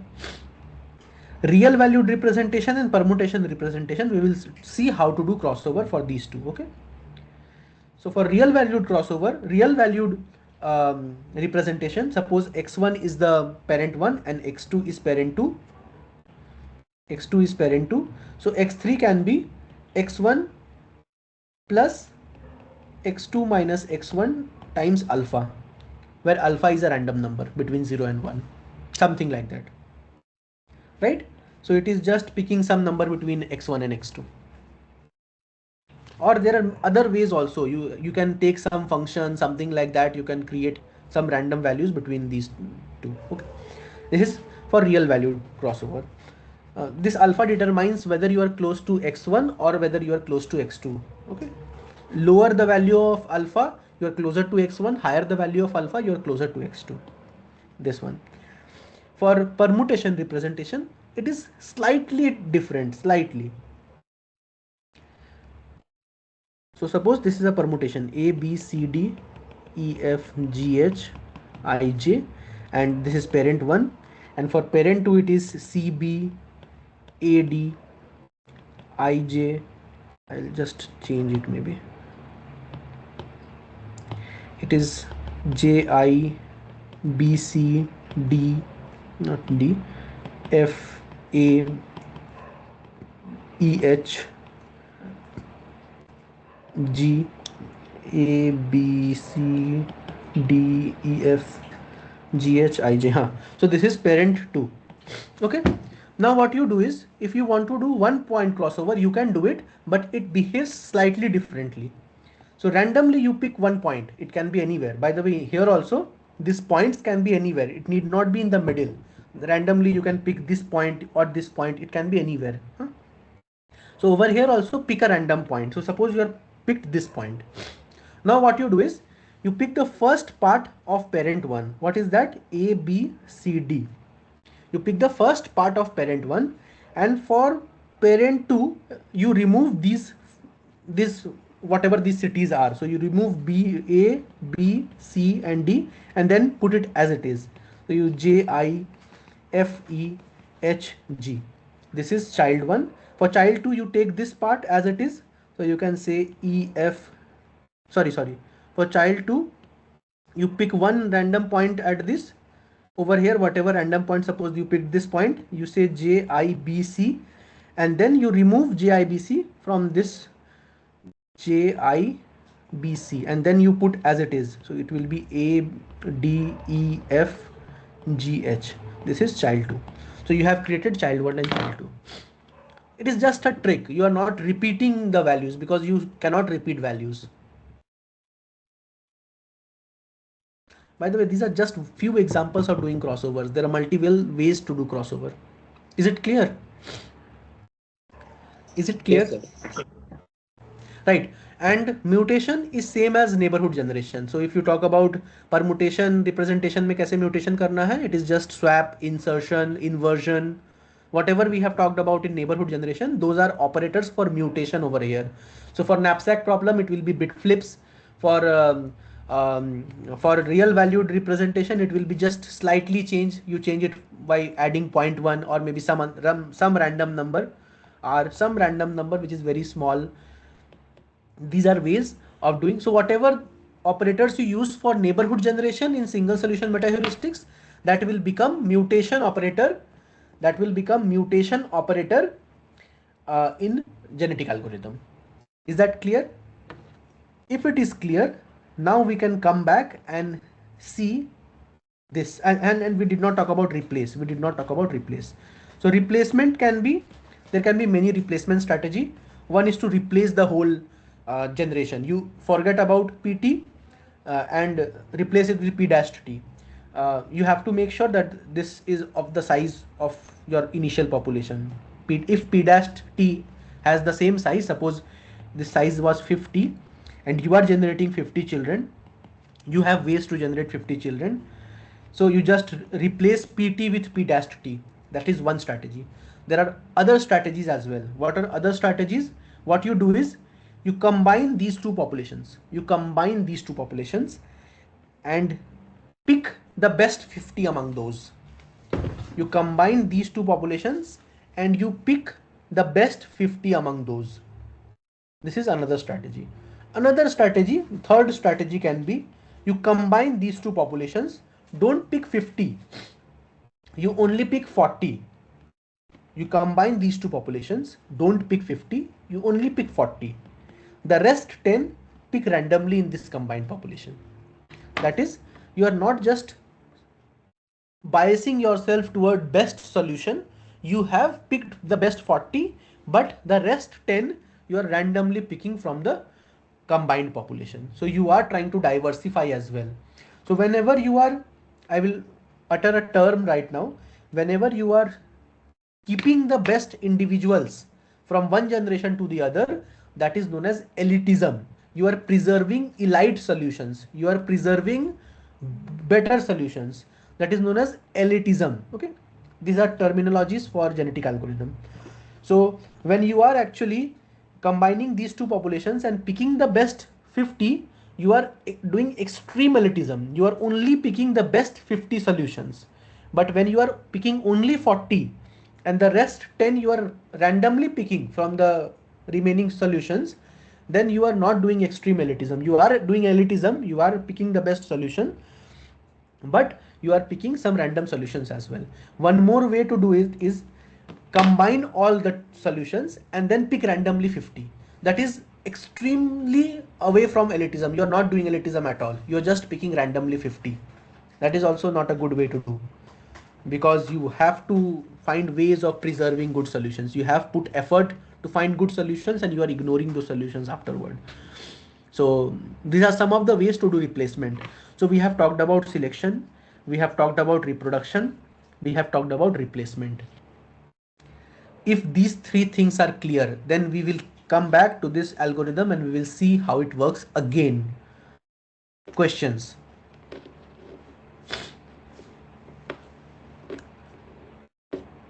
So if you have questions of any kind, doesn't matter, it can be very basic question or some other question, you can ask. Yes, uh, Sridhar, yes, last time you were not Am I audible. audible now? Yes, you are audible now. I just want to know, considering a different scenario, if you take a knapsack problem, right? If So I if there take a is only knapsack problem, one bag, only one bag, yes. if you consider multiple bags, like they are like 5 or 6 bags with the Okay, different weights. okay. Now, in this solution, what we have seen is that every bag, as we have taken the populations and we have manipulated it and we have seen whichever is the best solution, Hmm. right? So if you have multiple bags and with multiple weights, Hmm. now the population size is even higher. No, no, no. I'll tell you. The representation changes. By the way, the Yeah. problem which you're talking about is known as bin packing problem. Okay. Yes. Mm. So, are you aware of bin packing problem? A little bit. Okay. Like, yeah, packing. It is bin packing problem. So when you have Right, right, right. multiple knapsack, it is bin packing problem. Mm. So when you have a bin packing problem, or I'll not say bin packing now, when you have multiple bags, the representation of solution changes. In that case, suppose there are 3 bags. Now your representation will be 3 vectors. The first vector for the first bag, second vector for the second bag, third vector for the third bag. This is one representation of a individual. The Okay. first vector will be for the first bag 00111 something, 00011 something, and 0. So this is one individual. Second individual will also have 3 vectors. And the way you do crossover will also change. How will you do crossover in 3 vectors? Do you want to combine these 3 vectors to become one vector? So this is the first vector, this is the second vector, and this is the third vector. Do you want to combine and make it one? Or do you want to keep it separately and then do crossover? These are intricacies. When you apply these kind of problems, you have to go back to literature and see what works, or maybe Uh, experiment on yourself. so this problem consider only 3 bags, right? Yes. So if they are 100,000 bags, So that will be one individual will have 100,000 vectors. That oh, representation you have to decide. I am giving you one example of representation. There can be other examples also. You can take it as one vector of 1,000 components. That is one represent. That is also a way to represent that solution. You have to think about how to represent your solution. That is the first question. You see, when we started with meta heuristics, the first question we came across is how to represent a solution. That is right. important. That defines what metaheuristics you can use, that defines the effectiveness of the metaheuristics you will apply. Representation is very important. Right. Okay. Okay.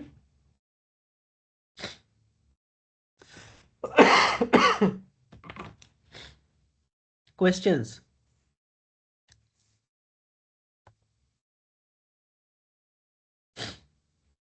There are many people here, and I don't know if everybody has understood or not. Okay.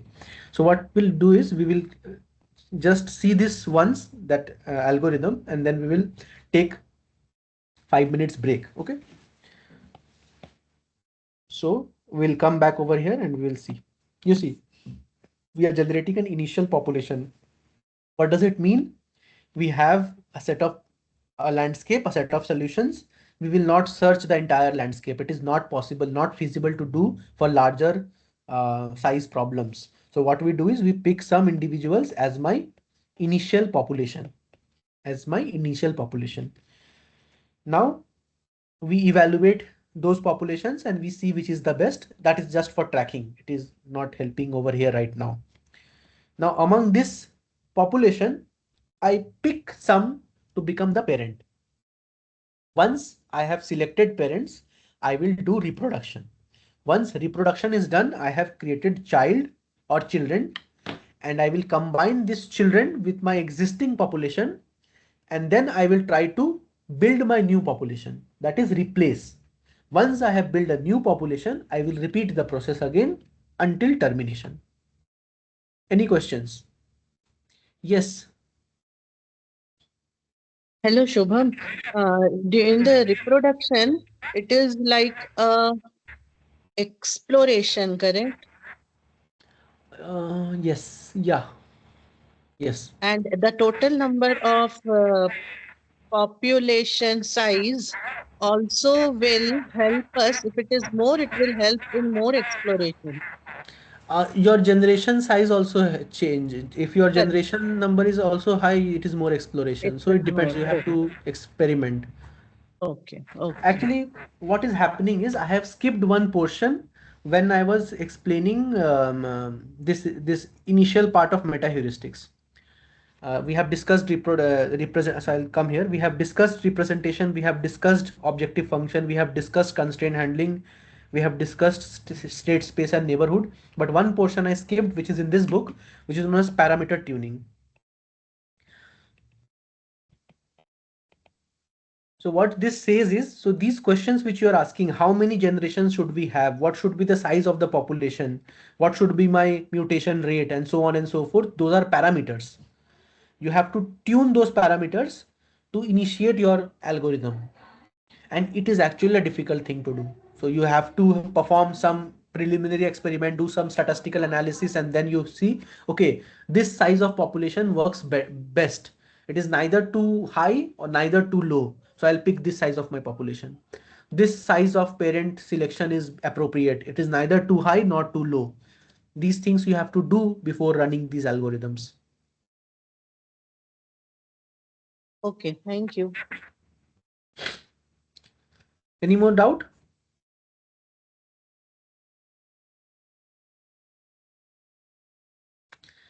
Yes, Siddharth. Sir, my doubt is that we understood the logic and all the things since my area is mechanical engineering, my background. So it's a bit difficult to code in the like how to proceed. Can you tell me a better way if I am zero in coding and want to do based on logic do the coding, sir? Sir, what will be the best strategy to learn from scratch? So you see, I also am a mechanical engineer from NIT Durgapur. So my BTech is from NIT Durgapur, and it is in mechanical engineering. So in that time, I was using MATLAB. So you can code this in MATLAB as well if you have idea of MATLAB.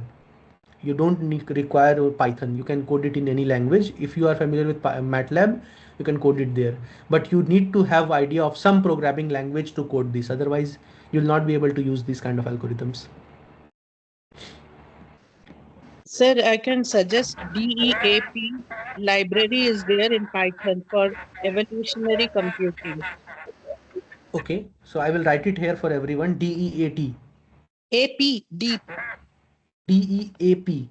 Yes. So in our college, we teach computational intelligence using the deep libraries, which are meant for the evolutionary computing, where you can do the genetic programming, genetic algorithm, and Okay. you can set up the parameters for population, fitness, everything. It's not very lengthy code, Okay. small code. So I am not aware of that. So yeah, Yes, everybody for can. Python, that is the code, I will library, also explore. DEAP. I will also explore, ma'am. So if you are familiar with these topics, so how is my teaching? Am I teaching appropriately? No, no, it is always learning is a journey. I think that's why, though I teach, but I am also learning a lot because the examples from different domains you are discussing, the doubts also are clearing my some of the doubts which I also had. So specifically, the change from the yesterday's one from the single vector string vector to the population vector, the transition was very nicely done. All right. Thank Thank you. you. Thank you. Thank you, sir. So there is one more hand, Meta 015.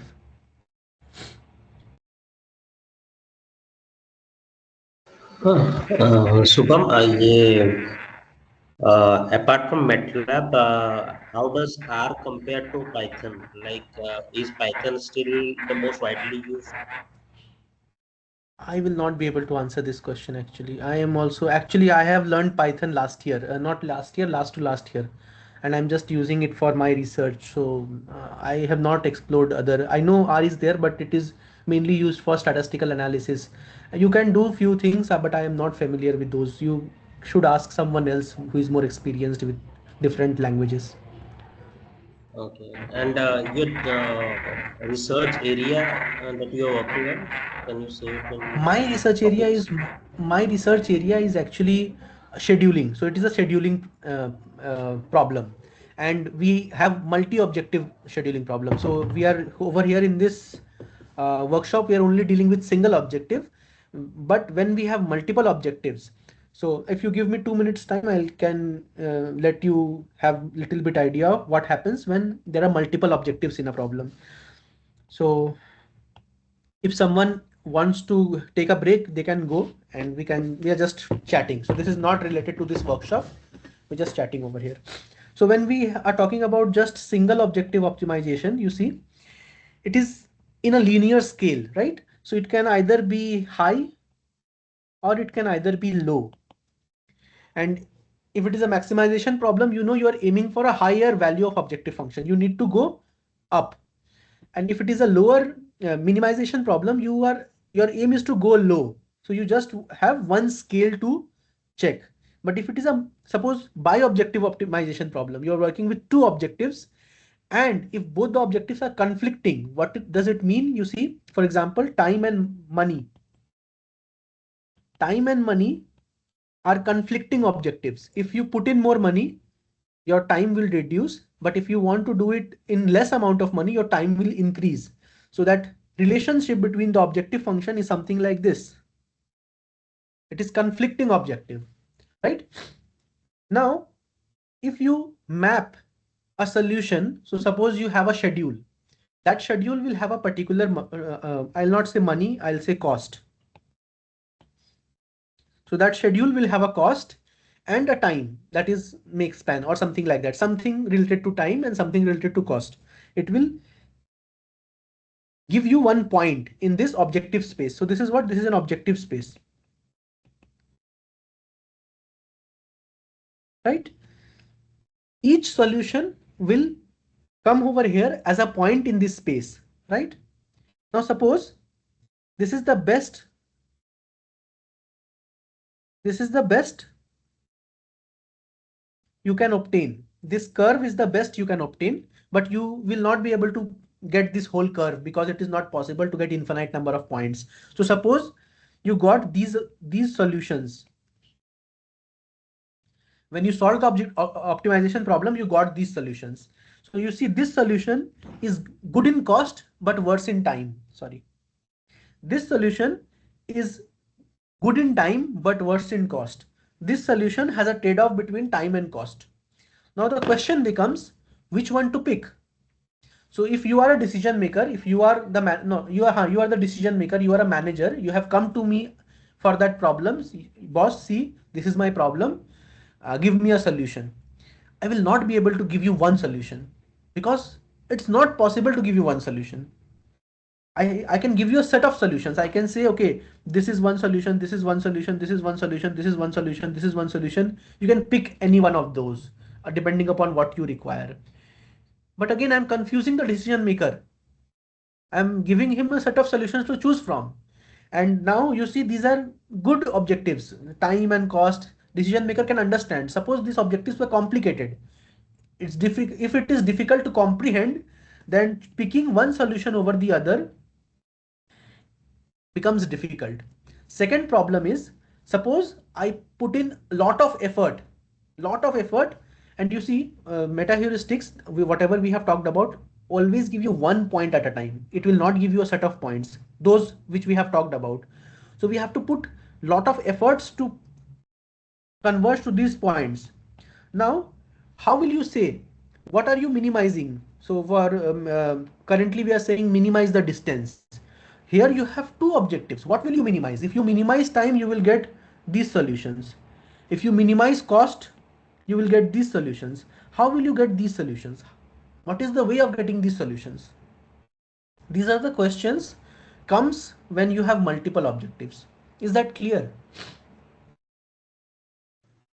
Yes, clear. So my research problem is multi-objective production scheduling, where one objective is related to time and the other objective is related to energy. So I'm trying to minimize. So both are conflicting. So you cannot have lower energy consumption as well as lower time consumed. There is some conflict between the two. Okay, understood. So are you like using simple this scheduling algorithm, or are you using AI or some No. training, then testing validation? So you have said few of the terms which are not very related to one another. When you are saying training, okay, I'll not go into these depth. Actually, I'm using I have three problems to solve. For the first problem, I have used a single solution meta heuristics to obtain these multiple solutions. There are ways to do it. So I have used single solution meta heuristics, that is known as variable neighborhood descent, and it is not directly variable neighborhood descent. I have modified that algorithm to perform better. I'll not go into a lot of detail. So it is one first problem I'm solving using variable neighborhood descent. It is a single solution meta heuristic. And for the second problem, I'm planning to use genetic algorithm. And third problem, I'm not yet decided. Understood. Thank you.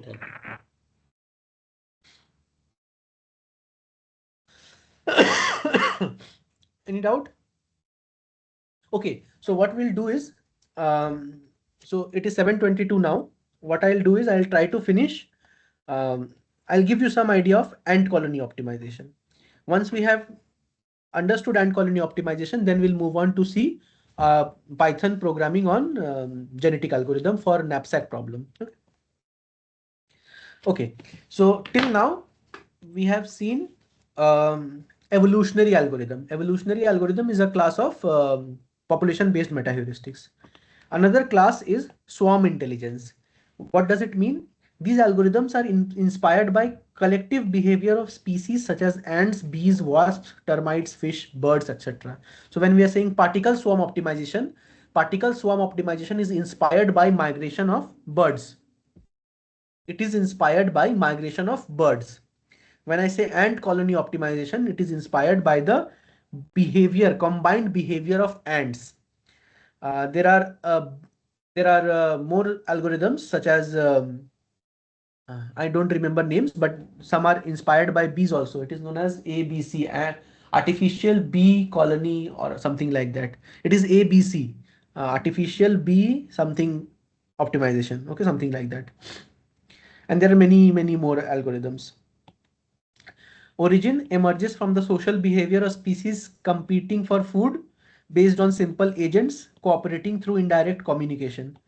Characteristics, there are agents which are not very complicated. So in earlier you see when we are talking about individuals, those had characteristics. In a population, an individual will have a chromosome, you will manipulate the chromosome. For these kind of algorithms, the particles are very simple. It is not very complicated.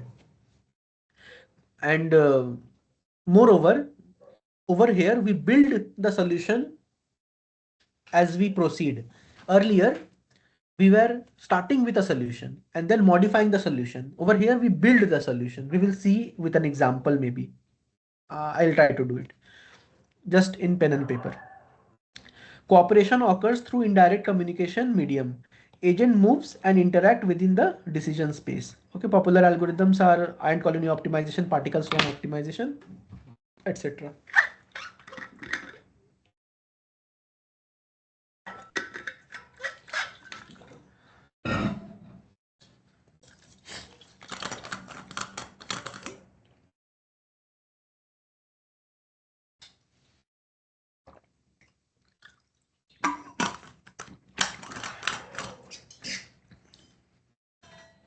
Okay, so we are talking about ant colony optimization.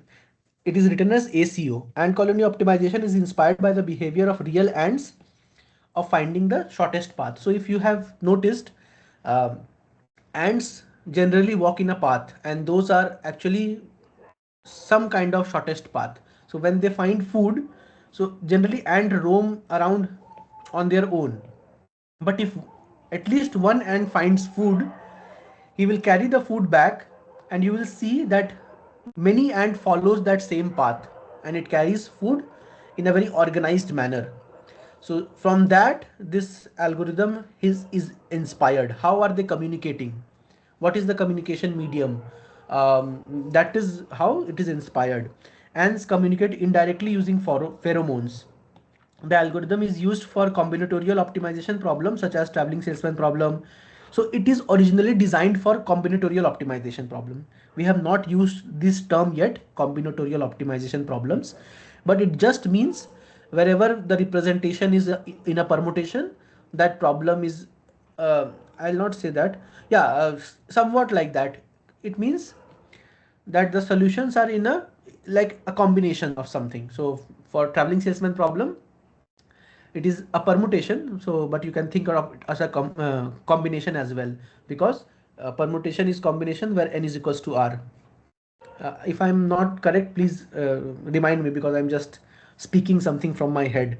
But yeah, combinatorial optimization, I'll not go into detail. You just think about, like, if you have a permutation representation, you can use ant colony optimization. Scheduling problem also have sequences, so those are represented in permutations. For example, if you have a machine and the task is to uh, process the jobs in order, and so you can represent it as a permutation of jobs, because jobs are not repeated. Once it is completed, it will be shipped. So you can have a permutation like job 3, job 4, job 5, 1, 2, and so on and so forth. So this is a sequence of jobs, right? Okay, by the way, did I say it correctly? Permutation is same as combination if n is equals to r. If somebody can correct me, then please do. Permutation is not equals to combination, right? No, it is NPR is equals to, so NCR is what? NPR by R factorial, NPR right? by R factorial. Right. So okay, I just said something. Maybe it's not correct. Okay. Okay, so ant depicts. So I'll give you one idea what happens. You see, when ant moves in a path, it leaves pheromones. Pheromones are chemicals which which another ant can recognize, and these pheromones gets evaporated over time. Okay, so if some ant has passed through that path and more ants are following that path, the pheromone evaporation will be less, because more pheromones are deposited and less is getting evaporated. So the concentration of pheromones in that path will be high. Therefore, um, that pheromone concentration will be high and ants will follow more and more. So ants, this is how they communicate. So if there is some food and more ants are following a path to reach that food, the other ants will know, okay, there are a lot of pheromones in this path, let us follow this path. And that is how they communicate. Okay, so ant deposits pheromone on the path while moving. Paths with higher pheromone are attractive. That means more and more ants are following that path, therefore more ants join that path. Okay, and you can do an experiment maybe. So what you and this is given in this book also. So what you can do is, if there are food over here and ants are following to the nest, what you can do is you can put one brick like this or so small rock like this. What you will see is some ants will go this way, some ants will go this way. But since the path length of this path is more, pheromone evaporation will be high, and at the end all the ants will start going this way, no ants will go in this way. Okay, this example has been given in this book. So this is how ants communicate and actually takes shorter paths. Is that all right? So there are some messages in the WhatsApp group. If I am missing something, please let me know. Over time, pheromones evaporate to prevent stagnation. The shortest path receives more pheromone due to frequent uses. Example, if two paths exist, so yeah, I have just given the same example over here. Okay, so how does this algorithm works? So first of all, you see, we will not start with a population of solutions. What we will do is we will start with some number of agents. Those are ants. So you see, in real life those are ants, but in computers we cannot say just ants. So those are agents, right? So suppose we will say that we have n number of ants or agents. Now what you will do is, so let us take an example of maybe, okay, first we'll go through this, then we'll take an example of traveling salesman problem. So what you do is, it's better to go with an example, right? So let us go with an example. So suppose it is a traveling salesman problem. Okay, so it is a traveling salesman problem. So it is a, how many city? 1, 2, 3, 4, 5, 6. I'll erase the seventh one. Now what you do is connect. Suppose there is a connection between all the cities. Each city is connected with each other city. Okay, each city is connected with each other city.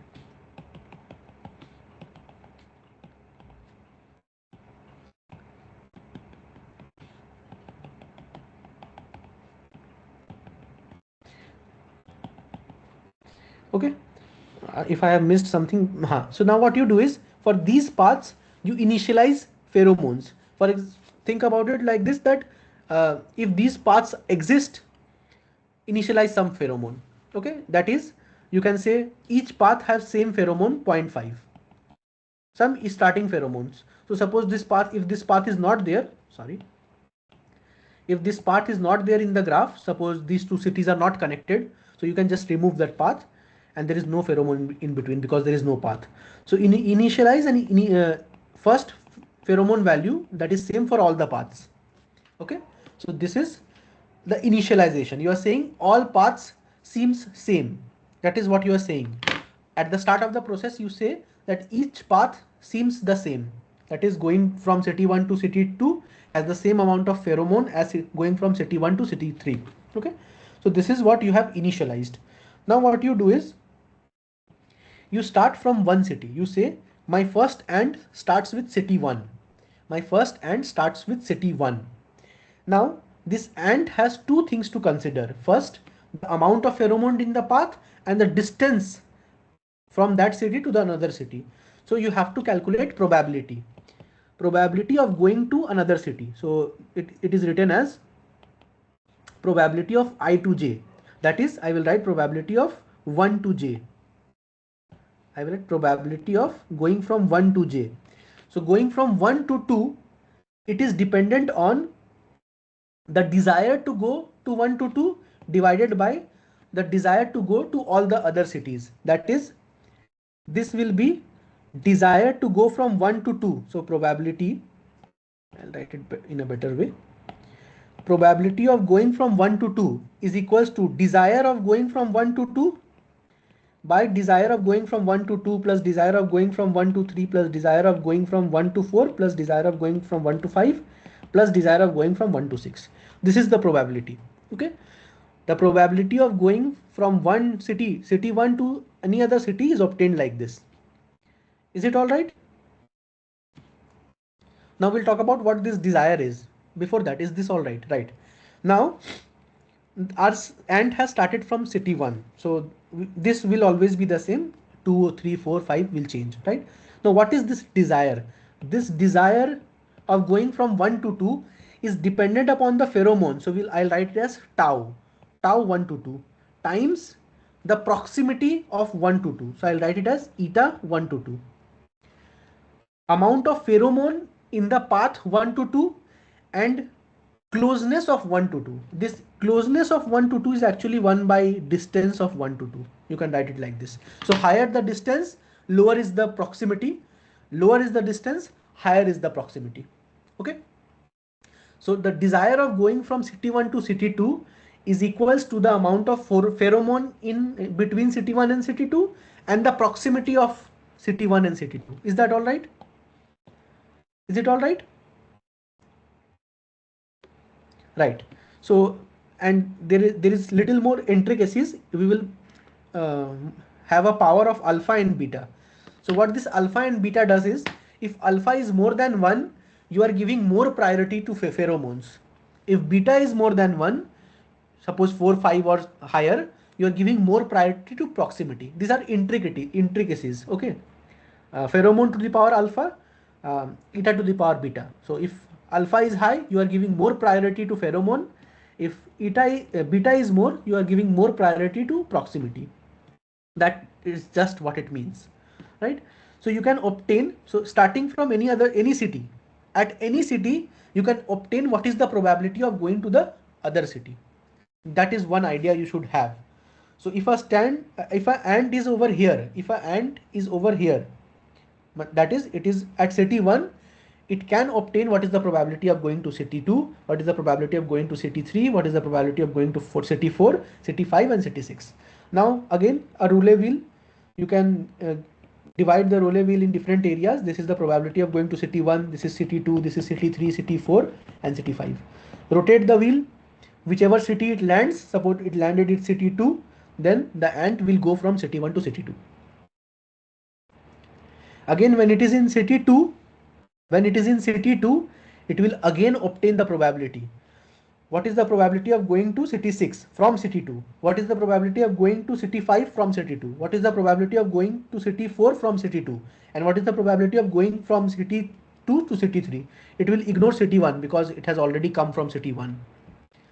Again, it will obtain the probabilities. Again, it will do the roulette wheel and it will move to some other city. Suppose it moves to city 4. This is how one tour is completed. Is it all right? This is how one ant completes a tour. So you see, one ant builds a solution. Initially, we don't have a solution. This is how one ant build a solution. Okay. So this is for the first ant. It started with city 1. Now do it for the second ant. It will start with city 2 and it will do the same thing. It will complete a solution. Then start with another ant at city 3. Complete the solution. Then start with another ant at city 4, another ant at city 5, another ant at city 6. So it is generally recommended, if you have a n city problem for a traveling salesman problem, consider n ants. You can consider lower ants also, but it is recommended to use n number of ants for n cities. Each ant will complete one tour, one solution. Each ant will build one solution. Is that all right? Is that all right? Right. So you see, you have, suppose for this problem, you have 6 solutions. For the first iteration, you have 6 solutions because there are 6 ants, you got 6 solutions. Now you have 6 solutions, you can pick the best solution. Now suppose this is the best solution. So among the 6 solutions, each ant built a solution. Among the 6 solutions, you can pick the best solution. Suppose this is the best solution. This is the best solution. This is the best solution you could obtain among the 6 ants. Okay, this is the best solution you obtain among the 6 solutions. Now you update the pheromone. How will you update the pheromone? You see, earlier the pheromone was 0.5. What you do is you consider a evaporation factor. You say at every iteration that pheromone will evaporate, some fraction of that will evaporate. Suppose 20% of the 20% of the pheromone will evaporate. So all this 0.5, whatever I have written 0.5 will reduce by 20%. It will become 0.4. So this will become 0.4. This will become 0.4. This will become 0.4. All of this will become 0.4. What are we saying? Once all the ants have traveled, pheromones will evaporate. So this will become 0.4. All will be reduced by 20%. All will be reduced by 20%. Whichever was there will be reduced by 20%. But there is one path which seems good. For that path, add something, because that path has been traveled. That is a good path. So although the pheromone at that path has been reduced, but increase it by with some amount. I will not specify the formula. It doesn't matter right now. All paths are evaporated. All pheromones are evaporated. But the path which is the best from the previous iteration, you add some fraction. Suppose delta. You add delta to each of this good paths. Okay. Now you see, you have updated the pheromones in each of the paths. Some paths have higher pheromone value, some paths have lower pheromones value. Now I will again draw this diagram. Okay, I will again draw this diagram. So we have 6 cities. 1, 2, 3, 4, 5 and 6. Earlier, all the paths, just a minute, earlier all the paths had a pheromone value of 0.5. Now it is 0.4 plus delta. This is also 0.4 plus delta. This was also 0.4 plus delta. This is 0.4 plus delta. This is 0.4 plus delta. And this is 0.4 plus delta. All the other paths will only have 0.4. All the other paths, whatever that path is, I will not be able to draw all. So all the other paths will have 0.4. So this is the second iteration. Now what you do, I'll come back to you, Siddharth. Now what you do, you again start the first ant at city 1. You have an updated pheromone, calculate the probability of going from city 1 to city 2, desire from from city 1 to city 2 by the total desire. What is desire from going city 1 to city 2? It is the amount of pheromone between city 1 and city 2 raised to the power alpha times proximity of city 1 and city 2 raised to the power beta. This term will remain the same. Proximity will not change. It is a property of the problem. But the pheromone amount has now updated. That changes the probability of going from one city to the other. Do it for the first ant, do it for the second ant, third ant, fourth ant, fifth ant and sixth ant. Now again obtain the best solution. Again update the pheromone and repeat the process. I know I have explained a lot of things. I'll ask questions, consider questions one at a time. Siddharth, yes. Sir, here I have 2 questions. First question is that you have distributed 0.5 amount of pheromones to every path. Yes. So I'm interested to know the longer path, we need to put less nasal because No. Earlier when I'm starting, I'm saying pheromones remain the same. But since it is far, you see proximity will be low. okay, Proximity will be low. So that will in a way decrease the probability of going to the far city. that is taken care by that factor. Yes, yes. And second is that why are you adding a delta? Means what is the logic? And The logic is this. So after all the 6 ants have traveled, I obtained one path which is the best in the among the 6. Since that path is better among the six, that is, it has less distance, less total distance. So the amount of pheromone, although evaporated, since the distance is low, I have to increase the pheromone because that is a good path. I want more ants to go around that path, right? I want to uh, make it higher probability of following that path because it seems to be a good path. That is why I'm increasing the pheromone. I cannot change the proximity. That proximity is a problem dependent thing, right? I cannot I cannot change the proximity, right? Proximity is problem dependent. Is that all right? Proximity is what? This pen is having some issue. Just a minute, huh?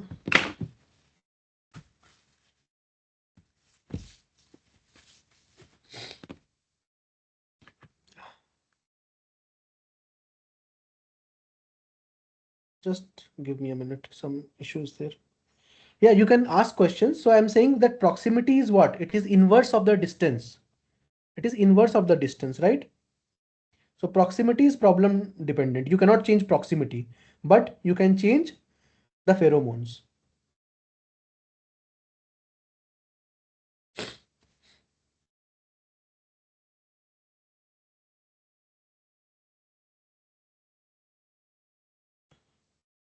There is some issue with my screen sharing. You can ask questions if you want. Sir, Yes. since you are reducing the pheromone by equal amount to all the paths, so I Yes. think there should not be any effect on reducing the hormones. We can directly add in the point 0.5 also delta.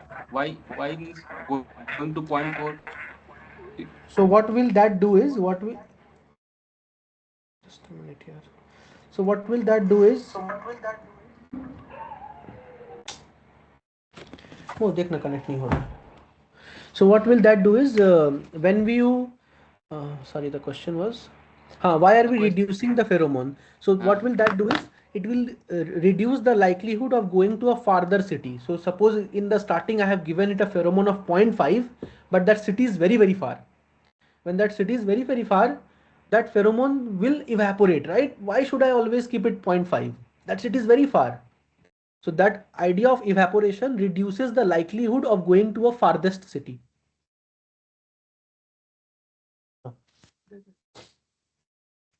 Shubham, can I rephrase the answer again? Yes, sure. Actually, what I want to say is it is not the humans. The humans are mimicking the ants. So it is the ant property that the pheromone gets evaporated. And that's how to mimic that mathematical model, this alpha is playing the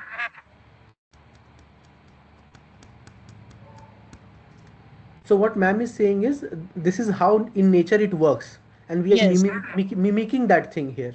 yes. And once it is shortest path, the ants will continue following that path, increasing the pheromone. Though the pheromone will evaporate, but the rate of evaporation will be less because more and more ants are now traveling that path.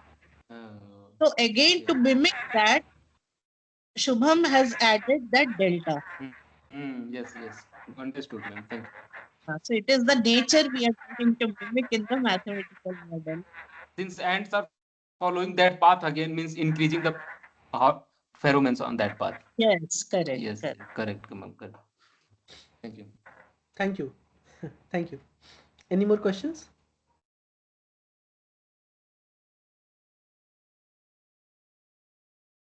All right. So I have more details over here on ant colony optimization. So you can go through the details. So this is the exact algorithm for traveling salesman problem.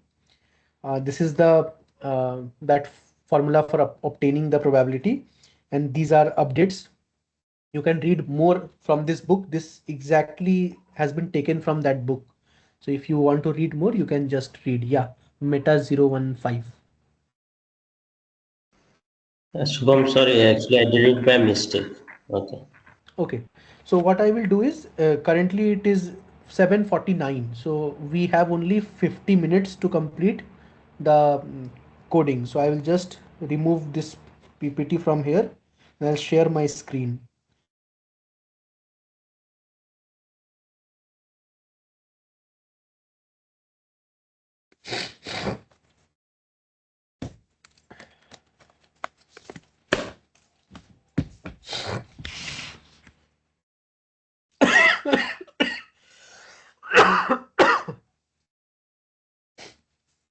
So I hope my screen is visible.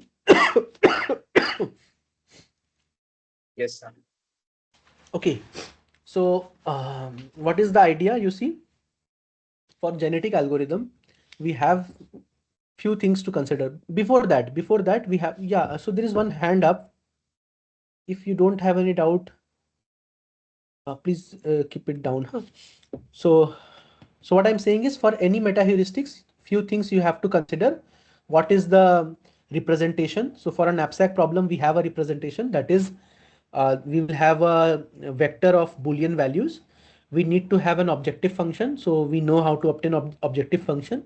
And since a knapsack problem is a maximization problem, so a fitness will be exactly the same as objective function. Higher the fitness, higher the objective function, higher is the fitness. So we don't have to manipulate the objective function, right? So that is the idea. So what I have done over here is, I have created a, I have written a function which is known as generate individual. So what it is doing is, it is generating one individual at a time, right? No, it is, yeah, it is generating one individual at a time. So you see, this generate individual function takes n, where n is the number of items in the knapsack, and it takes capacity and the, so over here I have little bit changed the data structure which we used previously. So I'll show you what data structure I'm using. And the change is because this slide, this code I have taken from my previous class. So that is why there is some change in how I am representing a solution. So this is how I am representing a solution. So you see, I'll just remove this thing. So what I'm doing is, I am creating a list, and this list, you see, outermost is a list. Box bracket indicates a list. This list has 20 items in it. So there are 20 items for this knapsack problem. Each item has a weight, which is, for the first item, which is 6, and the value for that item is 57. So I have 20 items over here.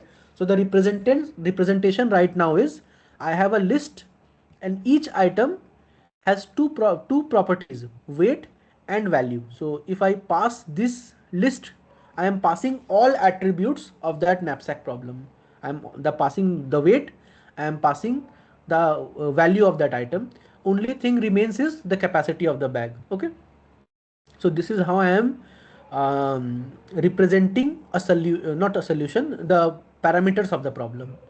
Okay, this is how I am storing the parameters of the problem, the weights and the values for each of the item. The first element is the first item, the second element is the second item, and so on and so forth. So first of all, when I'm saying generate individual, this is a function which takes n, the number of items.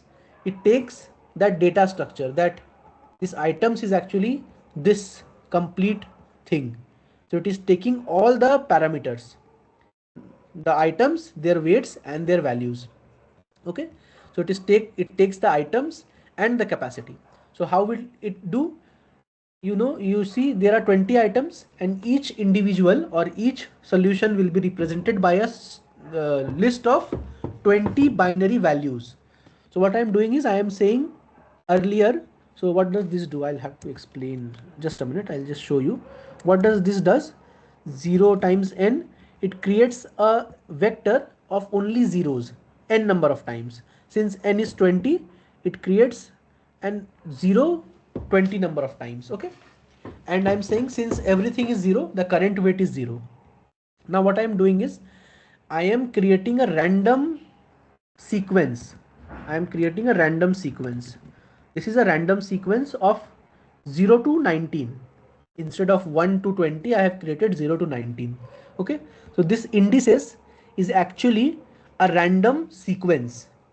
It creates a random sequence from 0 to 19. Now from the start, so it will take this 17th item. Okay, and it will make it 1. So whatever it is, suppose it is this, it will make it 1. It will check whether the capacity has exceeded or not. If not, then again it will take the next item, so it is 12th, it will make the 12th item 1. Then again it will take 8, and it will make 8th item 1. Then 6th, then it will make 6th item 1, until the capacity is exceeded. That is how I'm creating a feasible solution, because for a knapsack problem, the solution should be feasible. And this way we are generating a feasible solution. It guarantees that the solution will be feasible. Is that all right? Any questions? Okay, so we have a function which generates random sequence. I also have a function which repairs a individual. So if you remember when we were talking about constraint handling, over there we talked about how to handle constraints. And one strategy was to repair a solution.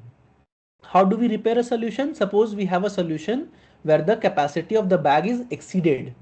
So what we are doing over here is we are randomly picking one item which is picked, that is that value is 1, and we are making it 0, and then we are checking whether the new solution which I have changed is feasible or not. If it is not feasible, then I'm again randomly picking one solution among all which is picked. So I'll give you I guess I should give you one example. Okay, so suppose this is one solution, and suppose this is infeasible. For the time being, suppose it is infeasible. So now what I'll do is, among all the ones, all these ones, I will pick one of them. So suppose I have picked this one. When I pick this one, I will make it 0. When I make it 0, the weight of the total items decreases. Now I'll check whether this new decreased weight satisfies the capacity or not. If it satisfies the capacity, then I have repaired the solution. If it doesn't satisfy the capacity, I will again randomly pick another one and I'll make it 0, and I'll again check whether the capacity is fulfilled or not. If not, then again I'll do the same thing. Okay, so this is how I'm repairing a solution. Is that all right? By the way, why do I need to repair a solution? You see, in genetic algorithm, we are doing crossover, we are doing mutation. Over there, we don't have control of whether the mutated child or the crossover child is feasible or not. If it is not feasible, you have to either reject that solution or repair that solution. Instead of rejecting, I am choosing to repair that individual. Is that all right? Is it all right? So that is why there is a repair function. Instead of rejecting an individual, I am repairing that individual. Okay, so I have a repair function, I have a generate function, I have a fitness function. So this just evaluates what is the objective function value of that solution. Okay, this just does that. Okay, just give me one.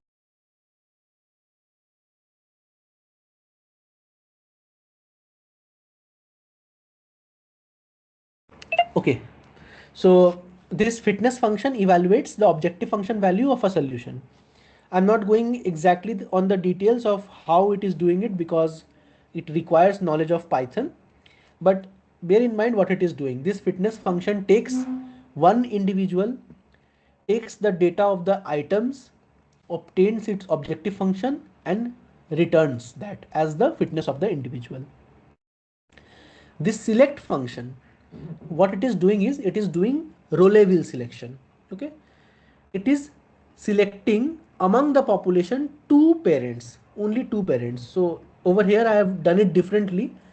I should have said that among the whole population select 30 parents, but here I am doing two parents at a time. I may do it 10 number of times, 20 number of times, that we'll see how we are doing it. But currently this function is picking two individuals to become a parent from the population, and it is doing according to the fitness. So it is checking, it is actually arranging the individuals in order of the fitness, and then just wait, is it arranging? No, weight is equals to this and random choice. Yes, so it is doing roulette wheel selection. So what it is doing is it is taking the fitness of the individuals, and higher the fitness, higher is the area in the roulette wheel. Yes, yes, ask questions. Yeah. This IND, it is indice or what? In this random number choices, So I'll tell you what it is IND actually. dot comma items. I'll tell you. You see Can you this, scroll? whatever I have written over here, whatever I have written over here, this evaluates the fitness of all the individuals in the population. Just ignore IND and items. What it is doing is it is evaluating the objective function value of all the individuals, and it is making them the weights. The way I showed you, higher the weight, the area in the roll will be high, right? Do you remember that? 500 was the objective function of value of that solution, and 500 by 1000 was the area of that solution in the roll wheel. Is that, do you remember? Yeah, I got it. No, no, I was asking whether it will give a runtime error or not, but it's a loop variable. It's okay. So in Python we use this kind of for loops. Yeah, it's common to use it. This is known as list comprehension. Yes, yes, list comprehension. Okay, so over here we are just choosing two individuals from the population. What this crossover is doing is, this is doing 1 point crossover. Randomly I am picking a point between 1 and n minus 1, actually n minus 2. It is doing, no, n minus 1, 1 and n minus 1. It is randomly picking a point between n1 and n minus 1, and then one part it is taking from parent 1 and the other part it is taking from parent 2, and then returning a child. Okay, this is how this crossover is working. It is doing 1 point crossover. This mutation, what this is doing is it is just picking one of the index. So I'll show you what this is doing. It is better to show what this is doing.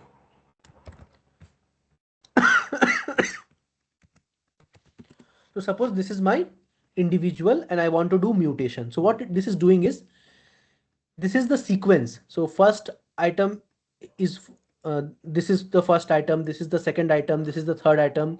We know this.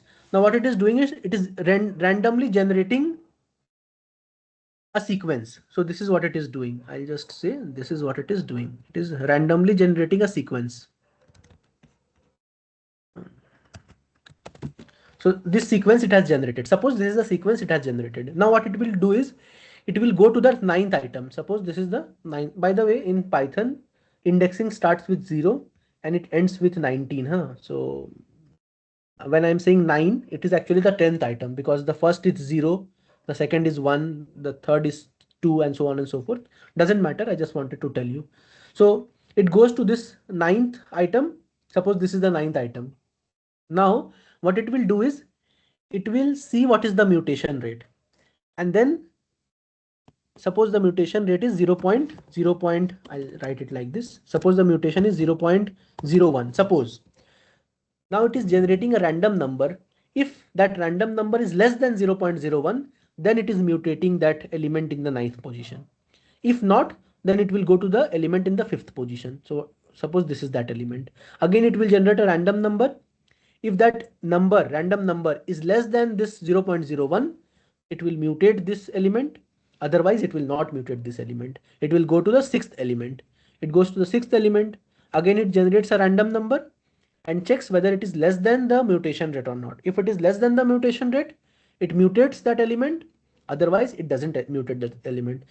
And this is how it does the mutation. Okay, this is how this mutation function has been written. Is it clear? Is it clear? Any doubt? Okay, so we have understood crossover, we have understood mutation, we have understood selection. Now we will see how we are doing the genetic algorithm. So you see,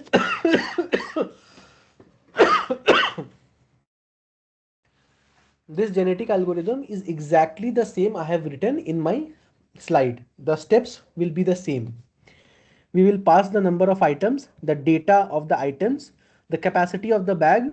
Here I have specified the population size to be 20, number of generations to be 100, and mutation rate to be 0.1. You can have it 0.01 as well, or something other value. Just for showing you, I have taken it as 0.1. Before explaining this genetic algorithm, let us see how it works. Okay, I'll just run everything and I'll see what happens. I have run everything. You see, this is the data. Okay, I'll erase this as well. I will delete this and I'll run again.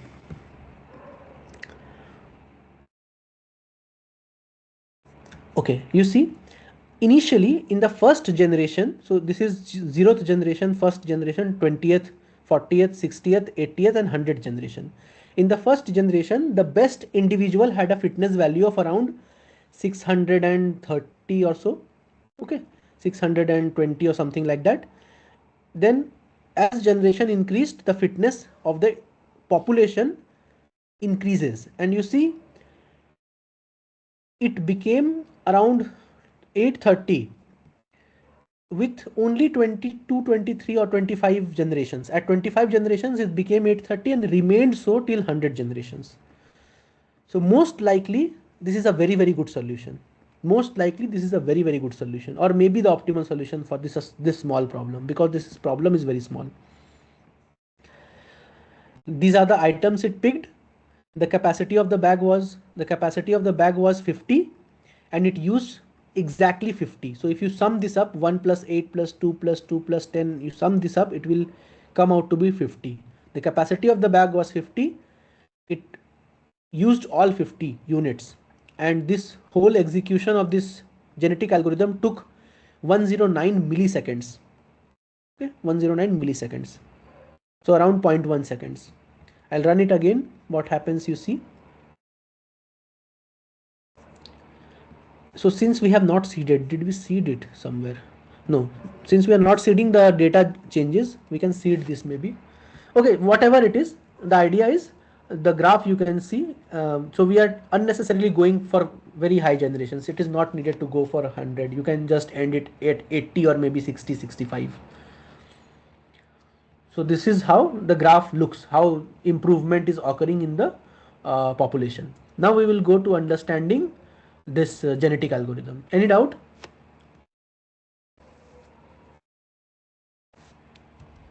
Okay, so we'll quickly see the genetic algorithm. So you see over here, this is the population. It is equals to generate individual. So it is generating one individual at a time for in the range population size. So there are 20 individuals in this population. So in this list, there will be 20 individuals. So this population will have 20 individuals. Is it all right? Okay. And this is just for tracking this best individual per generation. This is used just to make this graph. So at the initial generation, what is the best individual value? The next generation, what is the best individual value? This is used just to generate that graph. Okay, it is not important for this genetic algorithm. It is just used to generate that graph later. Now I'm running a loop from 0 to generation, so 100 generation. Initially I am saying the new population is empty because I have not yet done reproduction or mutation. Sorry, not reproduction or reproduction. So my new population is empty. Now what I am doing is I am selecting parents. How many parents am I selecting? You see, I am selecting, there were 20 size in the population. There are 20 individuals. I am selecting only 10 individuals for reproduction. So I am doing population by 2. So it is only selecting 10 individuals for reproduction. So you see, I told you this select function, if I come over here, this select function only selects two parents. Two parents it is selecting. So this is parent 1 and parent 2. We are passing parent 1 and parent 2 to crossover function to obtain child 1 and reversing it. So parent 2 and parent 1 to obtain child 2. Right? And then we are passing this child 1 and child 2 to mutate function. Mutate. When these two mutations has occurred, we are adding these two child to the new population. Again, for the next time, we are selecting two parents, producing two child, mutating them and adding it to the new population. Again, I am selecting two parents, doing the crossover, doing the mutation, adding it to the population. How many times we are doing? Until and unless we are selecting. Okay, so over here we are selecting actually 20 parents. So I am running this loop for 10 times. But for each iteration I am selecting two parents. So in a way we are selecting 20 parents out of 20 population size. These are all design choices. You may disagree with me, But yeah, these are all design choices. And because I have not written this code now, it was written a lot of time early, so I don't recall what is exactly going on. I'm just reading along with you. Okay, so over here, after this loop has ended, I have the new children. This is actually written as new population, but I only have, after completing this, I only have the new children. I don't have the new population. So what I am doing is I am saying combined population is equals to the previous population plus the new population. So this is my combined population. Out of this combined population, I have to select only 20 because my population size is 20. So for this, from this combined population, what I'm doing is, first of all, so what I'm doing first, I'll tell you. From this combined population, I will select 80% of best individuals. That is, from this combined population, I will select 16 best individuals and 4 of them will be selected randomly. This is what I am doing. In this combined population, I am selecting 16 best individuals. That is elitism. I am doing elitism for 16 individuals and 4 of them are selected randomly. So these two lines, these three lines are doing that. I don't want to explain the exact Python code, but this is what I am doing. From the combined population, I am selecting 16 individuals using the best possible individuals, and then I am choosing 4 of them randomly. Now, uh, okay, so these 4 lines are doing the same these things which I have told you. Now what I am doing is, after the new population is obtained, that is, we have selected 20 individuals for the next generation, I am obtaining which is the best individual and I am obtaining what is my best fitness value. Why am I storing the best individual? Because it may happen that in next generations this individual is lost, or just to keep track of the best individuals. It may not get lost, but still, for my um, peace of mind, I am storing what is the best individual in this generation. And this is used just to keep track of how the fitness is changing, just to draw this graph. Okay, this line is just to draw that graph. Again, new generation starts, new children are produced. We have combined the previous generation and this new child. We have selected 20 individuals to become the new population. Again, we see what is the best individual and what is the best fitness value. We do this for 100 generations. We do this for 100 generations, and then we return the best individual, and yeah, these things we return, and this is how it evolves. I will run it again. If you have doubt, please ask me. I know this session was not hands-on, but if you want, we can do it right now. But actually what is happening is, most of you are not aware with Python, so going for each and every line becomes difficult. Okay, and I see, yeah, there are a few questions. I'll come to it. If we get time, if you want me to go back, I can go back and discuss a little more on ant colony optimization. Otherwise, we can end this workshop. Okay, so there are few hands up. Yeah, please ask questions.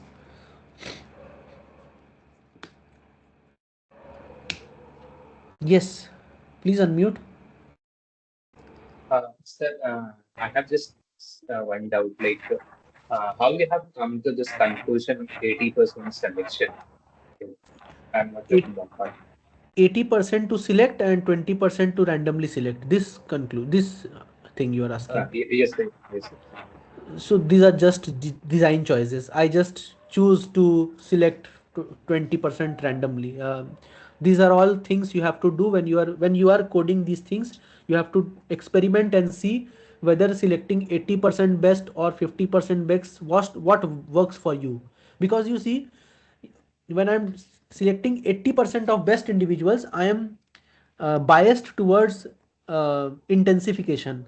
I am doing diversification only 20% amount of the time. So these are design choices. It is not straightforward to answer why 20 and why 80. Until and unless I perform some experiment and show you some statistical data, these are just randomly picked values. Okay, sir. Okay, Siddharth was there. Yeah, Siddharth. Sir, please go to the code, sir. Yeah, it is there. Sir, where you have done crossover, sir, for in range, population size divided by 2. Yes, Yeah, yes, yeah. Sir, go yes. down. Yes, sir. Actually, here should be 20 C2. Like you are ignoring some of the crossovers. You are taking only. So, is it concern or sir, or it will taken You care see, by random? actually, this is a toy example, and I don't want to complicate things unnecessarily. You can improve this code significantly. Over here, what may happen is some of the parents are selected multiple number of times because the selection is biased towards good individuals, right? You see, when I'm passing the whole population to select function, this select function is actually doing roller wheel selection, but this roller wheel selection is biased towards better individuals, right? And when we run this for loop, it may happen that we are selecting the same parents again and again, again and again. Do you understand what I'm saying? Yes, sir. Yes, sir. Yes, sir. So this is just a toy example for you to understand the genetic algorithm. A lot of things can be improved in this example. Many, many more things. The repair strategy, whether it is appropriate or not, should we do it or not? These are questions you have to ponder upon before doing it. I have just done it to explain to you how to do repair, but there are more ways to do repair. Whether should we do repair or not? Should we go for some other constraint handling strategy? Those questions you have to answer while writing for a research paper or something like that. While uh, for simple projects you can do whatever you want, but yeah, you get the idea. Yes. Yes. Thank you, sir. Any more questions?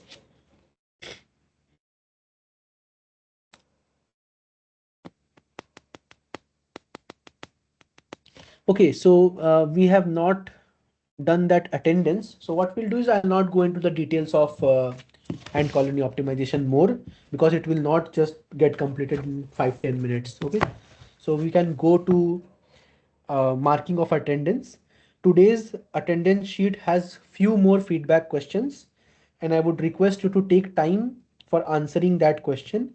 And please do not leave the meeting, because we want to have a closing for this workshop, as well as we will take some pictures and we'll ask you to um, open your cameras and show us your faces. Maybe, sorry. Okay, so I'll just show the slides and you can go and mark the attendance. Professor Sudeep will allow you to do that. Mm, Here is the code. Please take some time and answer those questions. There are few more questions than usual. Since this is the last session, so I wanted to include few more questions. Is my screen visible? Yes, sir. Okay, I don't see it in my laptop. That's why I'm asking.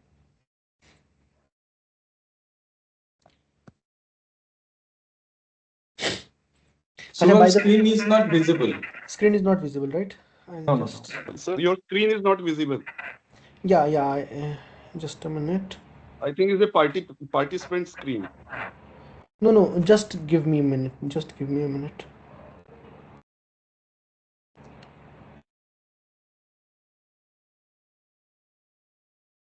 What I'll do is I'll just start again. Just give me two minutes. Just give me 2 minutes.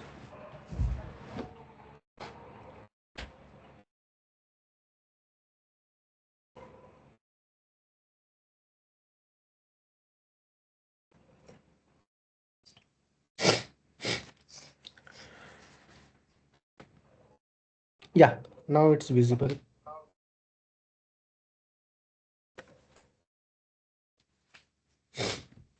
Okay, so this also has today's date in it. So please mark the attendance now.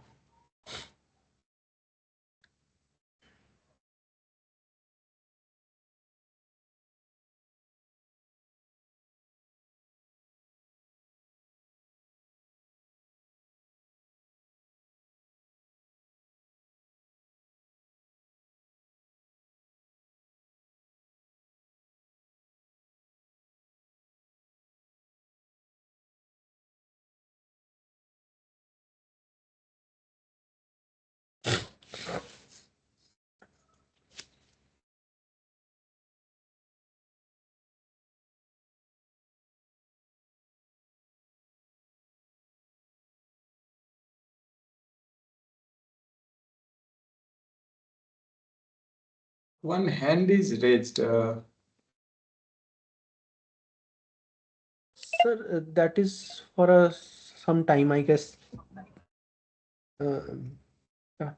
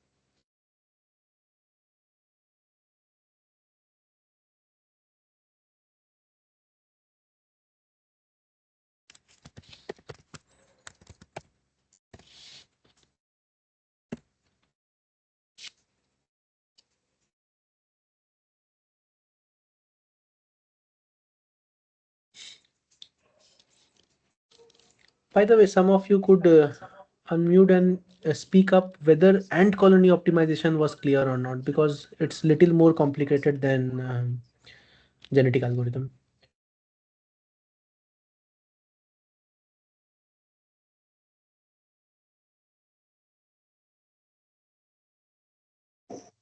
The attendance code is not visible. Attendance code is not visible. It is visible on the screen. MTH2295. Capital M, capital T, capital H 2295.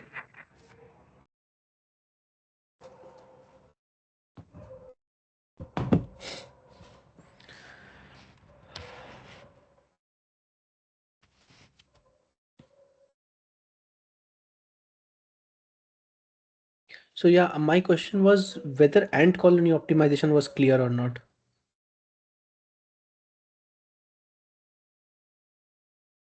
Nobody is coming up. I guess everything went above their head. It was very good, sir. Okay, thank you. Yeah, because I tried explaining it using an example. Yes.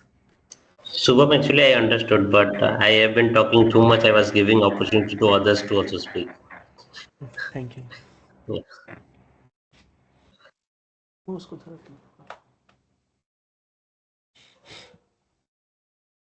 Shubham, actually, I'm looking forward, like, if you can, if any advanced class that we are making, maybe sometime later, about Markovian chain and how it is used in ant colony optimization in continuous domain.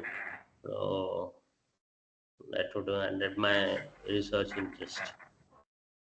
So you see, I have actually my supervisor is hardcore stochastic person. So he is very well versed with probability, and he has taught me probability. And I feel that I can teach probability on that side of parts. But Markov chain, I have taken courses on that also, stochastic processes, but I don't recall it very nicely. So it will be difficult for me to take those courses. Yeah. Any specific book you can recommend for that? I Stochastic. will not be able to recall right now. You can contact me later and then we'll have a chat. Please don't share the code in the chat box. Please don't share the code in the chat box. It will make a very chaos afterwards. We shall not be able to then provide the appropriate certificate. See, initially registered candidates were 185. From there, only around 60 are attending. So we shall be providing certificate only to those 60. So if you share this on the first day itself, I told that don't share the code in the chat box. Otherwise, why are we showing the code here? The main reason is so that only whoever are the active participants should get the certificate, correct?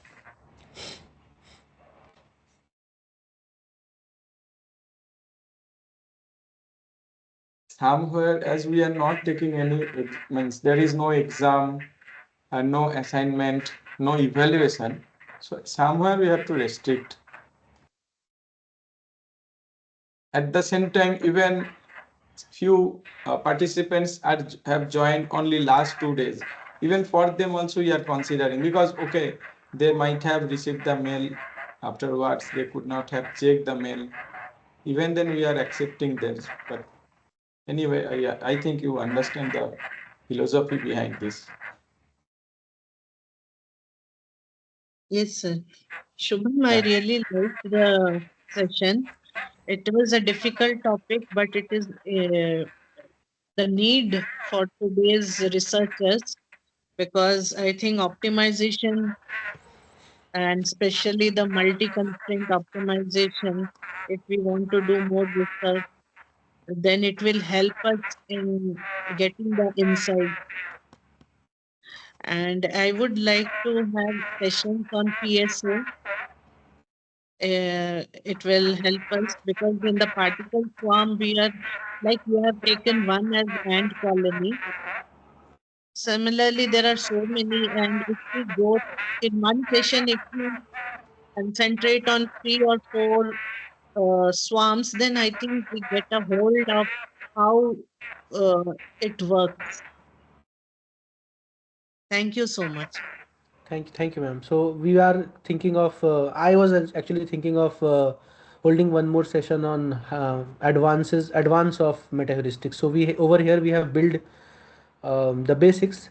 So we will pick each one of those. So for example, simulated annealing. There are many more algorithms similar to simulated annealing, known as Demon's algorithm. I don't know if you are familiar with that or not, but it uses the idea of simulated annealing to it's not an enhancement of simulated annealing, variations of simulated annealing.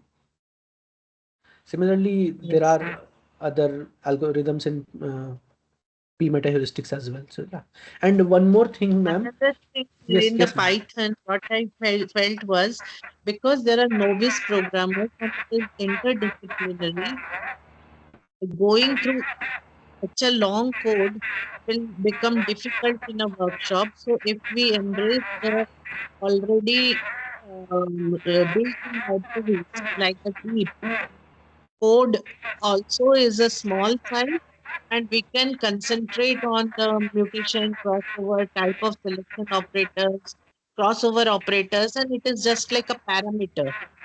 So I really appreciate the way you have given the whole code of Python. But the people who are not from programming background, it may be overwhelming.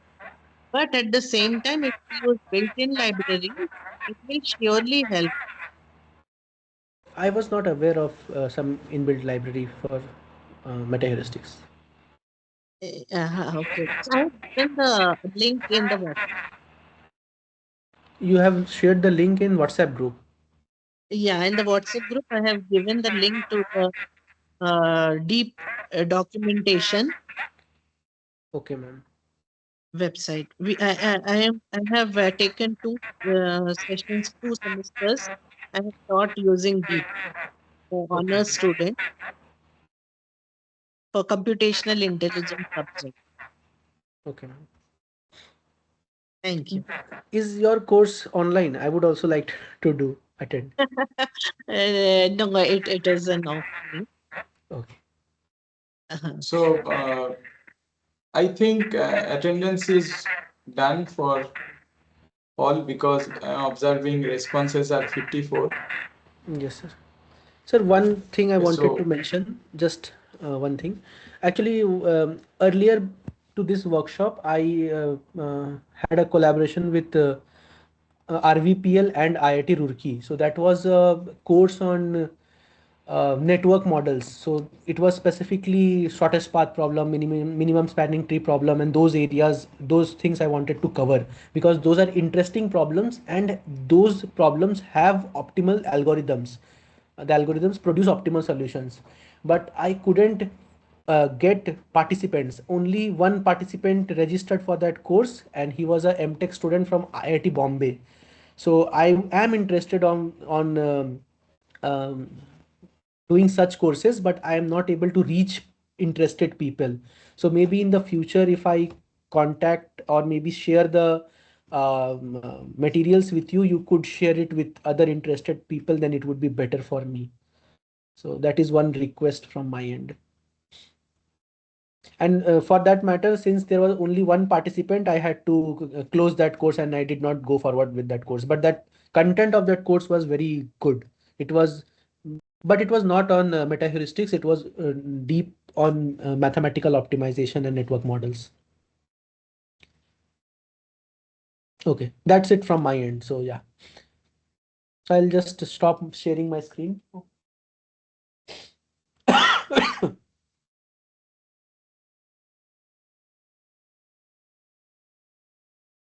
Okay, so I request all the participants to please turn on their camera, switch on their camera so that we can take some screenshot.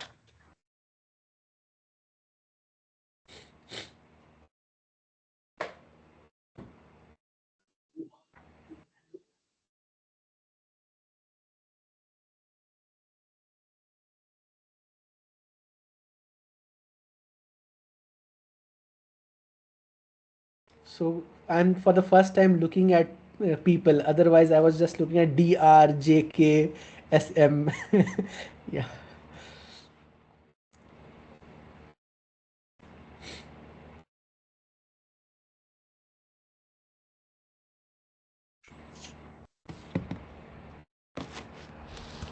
Thank you, Shubham. Just wait for a moment.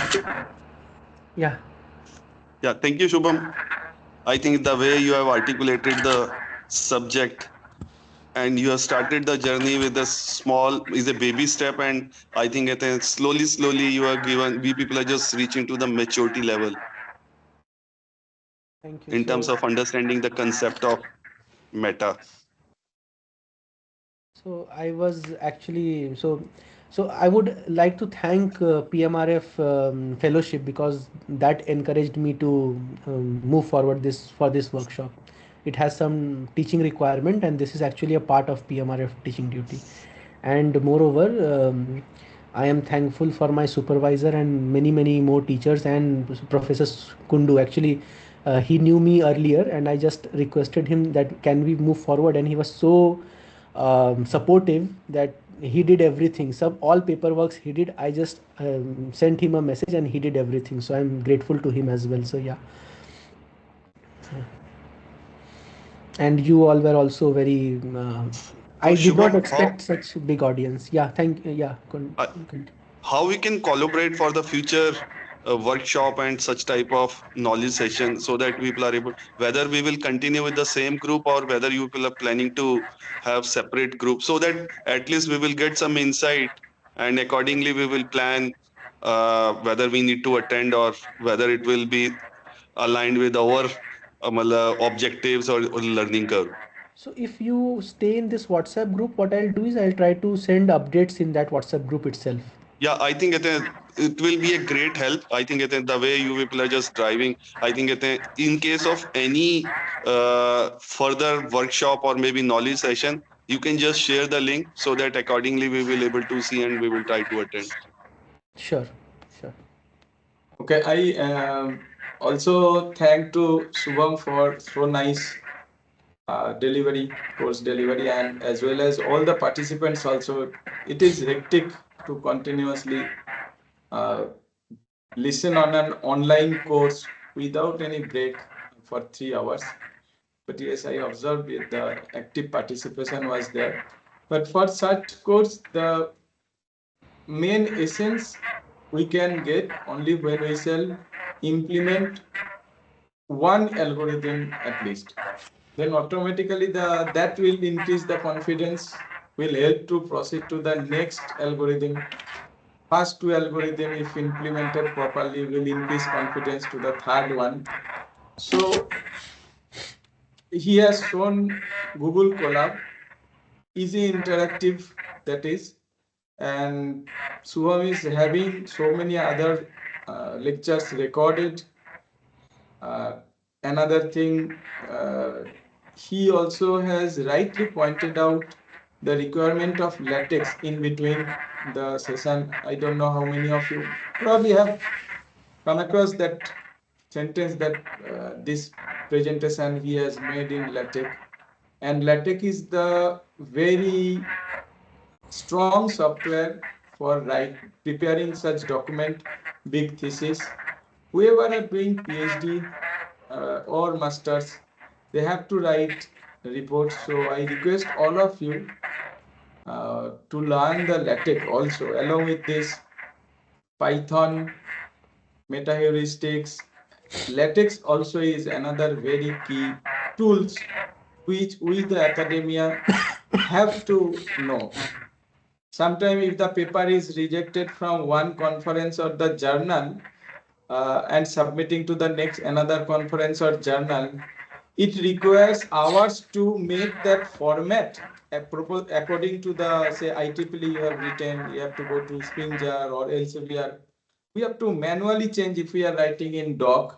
But if we write in LaTeX, very easily we can handle all those picture alignment, table formatting. So I request, probably Subham, you have also recorded lectures on LaTeX. No, sir, but I have done workshops on LaTeX, but not recorded lectures. Okay, okay. So I request all the researcher and master's degree students, BTech students, or everyone, not only them, because whoever has completed the PhD, some faculties are also there, they're already aware. So that tool also nowadays the strength is the how many tools we know. How many tools, number of tools we know increase the strength. Anyway, thank you for your active participations. If you have anything to share, uh, we shall Siddharth be is very raising his happy to hand, know. sir. There Yeah, are yeah, few hands, yes, definitely. sir. I have Sir, taken the pictures. Sir, it was a very wonderful presentation, sir. Sir, actually, my work is on MCDM techniques, but I thought to start in metaheuristic technique. But now I got the interest, sir. Thank you for rising the interest in me. Sir, I will work upon that from now on. And sir, I will follow your work also. I have followed on your LinkedIn. So any doubt I will get, I will approach to you for sure, sir. Sure, sure. Thank you, Sudeep Kundu, sir. And thank you, Subham, sir. Thank you. So There are it few is an more. open source, or LaTeX is a open source, or is a kind of paid? Sir, it is actually a markup language tool. So you can just write the way you write in Word. It is similar to that, Word. but it uses some coding, very minor coding is there. But the advantage of is that you can control each and everything in LaTeX. So it is a learning curve. Earlier, at the start, you will feel why am I doing this? But once you get the hang of it, you will feel that it is way far better than um, Word document, but only if you are more inclined towards mathematical notations and so on and so forth. It So it will helps also writing help for the mathematical. citation and other things. Yes, yes, a lot of help is there. So citation management is very better, far better in LaTeX than Word. Okay. Oh, thank you very much. Hello, Yeah. sir. Yes. Adding on to this, so what you said, if there is any link or something that we can learn latex from, so if you can share it in the group. Yeah, I have one. Playlist. It is a professor from some university. I don't remember the name, but that playlist is very good. I'll share it in the group. Thank you so much, sir. Thank you. Another And thing the one more. I can share another way also you can learn. If you download the IEEE or Springer or Elsevier LaTeX, they used to have the full package. So if we download that directly, and if we install the LaTeX software, then whenever, even Overleap also one online tool is there, Overleap.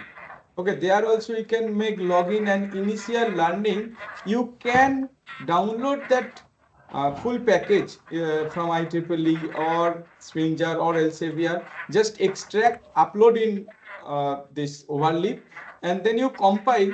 You will be observing how the final document is prepared. From there also gradually, see these tools we can learn easily if we practice. how many lectures we can listen, but if we don't practice, we cannot learn. So that also can give you one reference how to prepare a document. That template itself, you can play with the template, include some your image, some graph, some small table. Online LaTeX editor also is there. Very simple, very simple. Initial learning will be very difficult, just like learning cycle. First learning is very difficult to learn the cycle. Once we learn, we don't have to walk. We like to cycle anywhere because it becomes so habituated for us. Same thing is for the LaTeX also. Initially, you may face some struggle.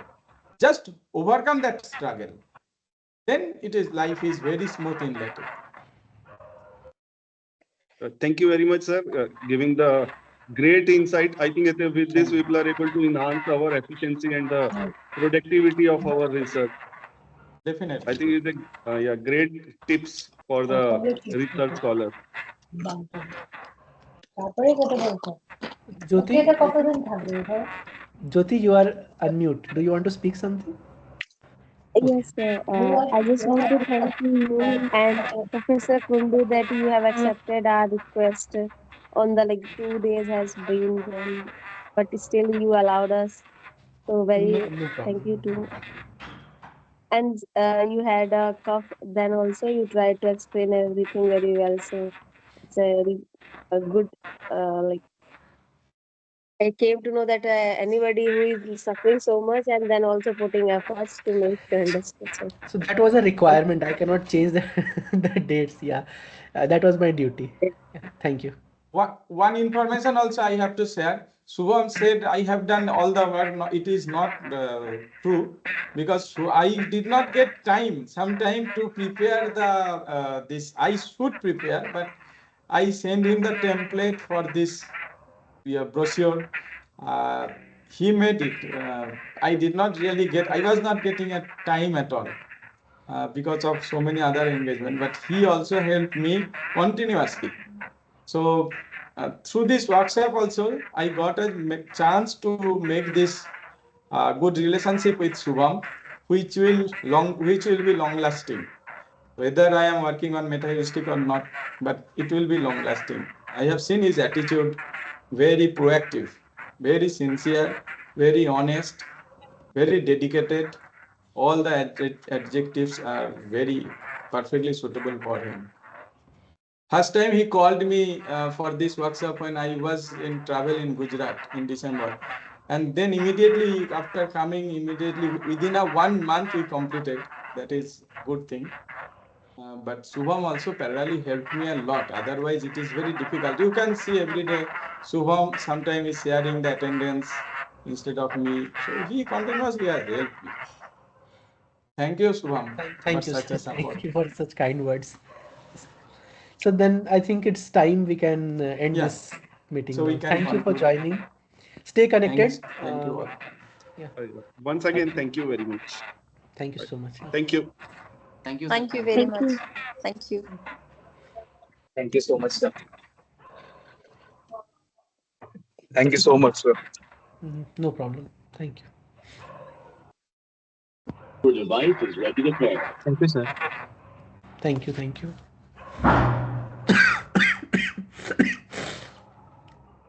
Sir, I'm ending the meeting, right? Yes.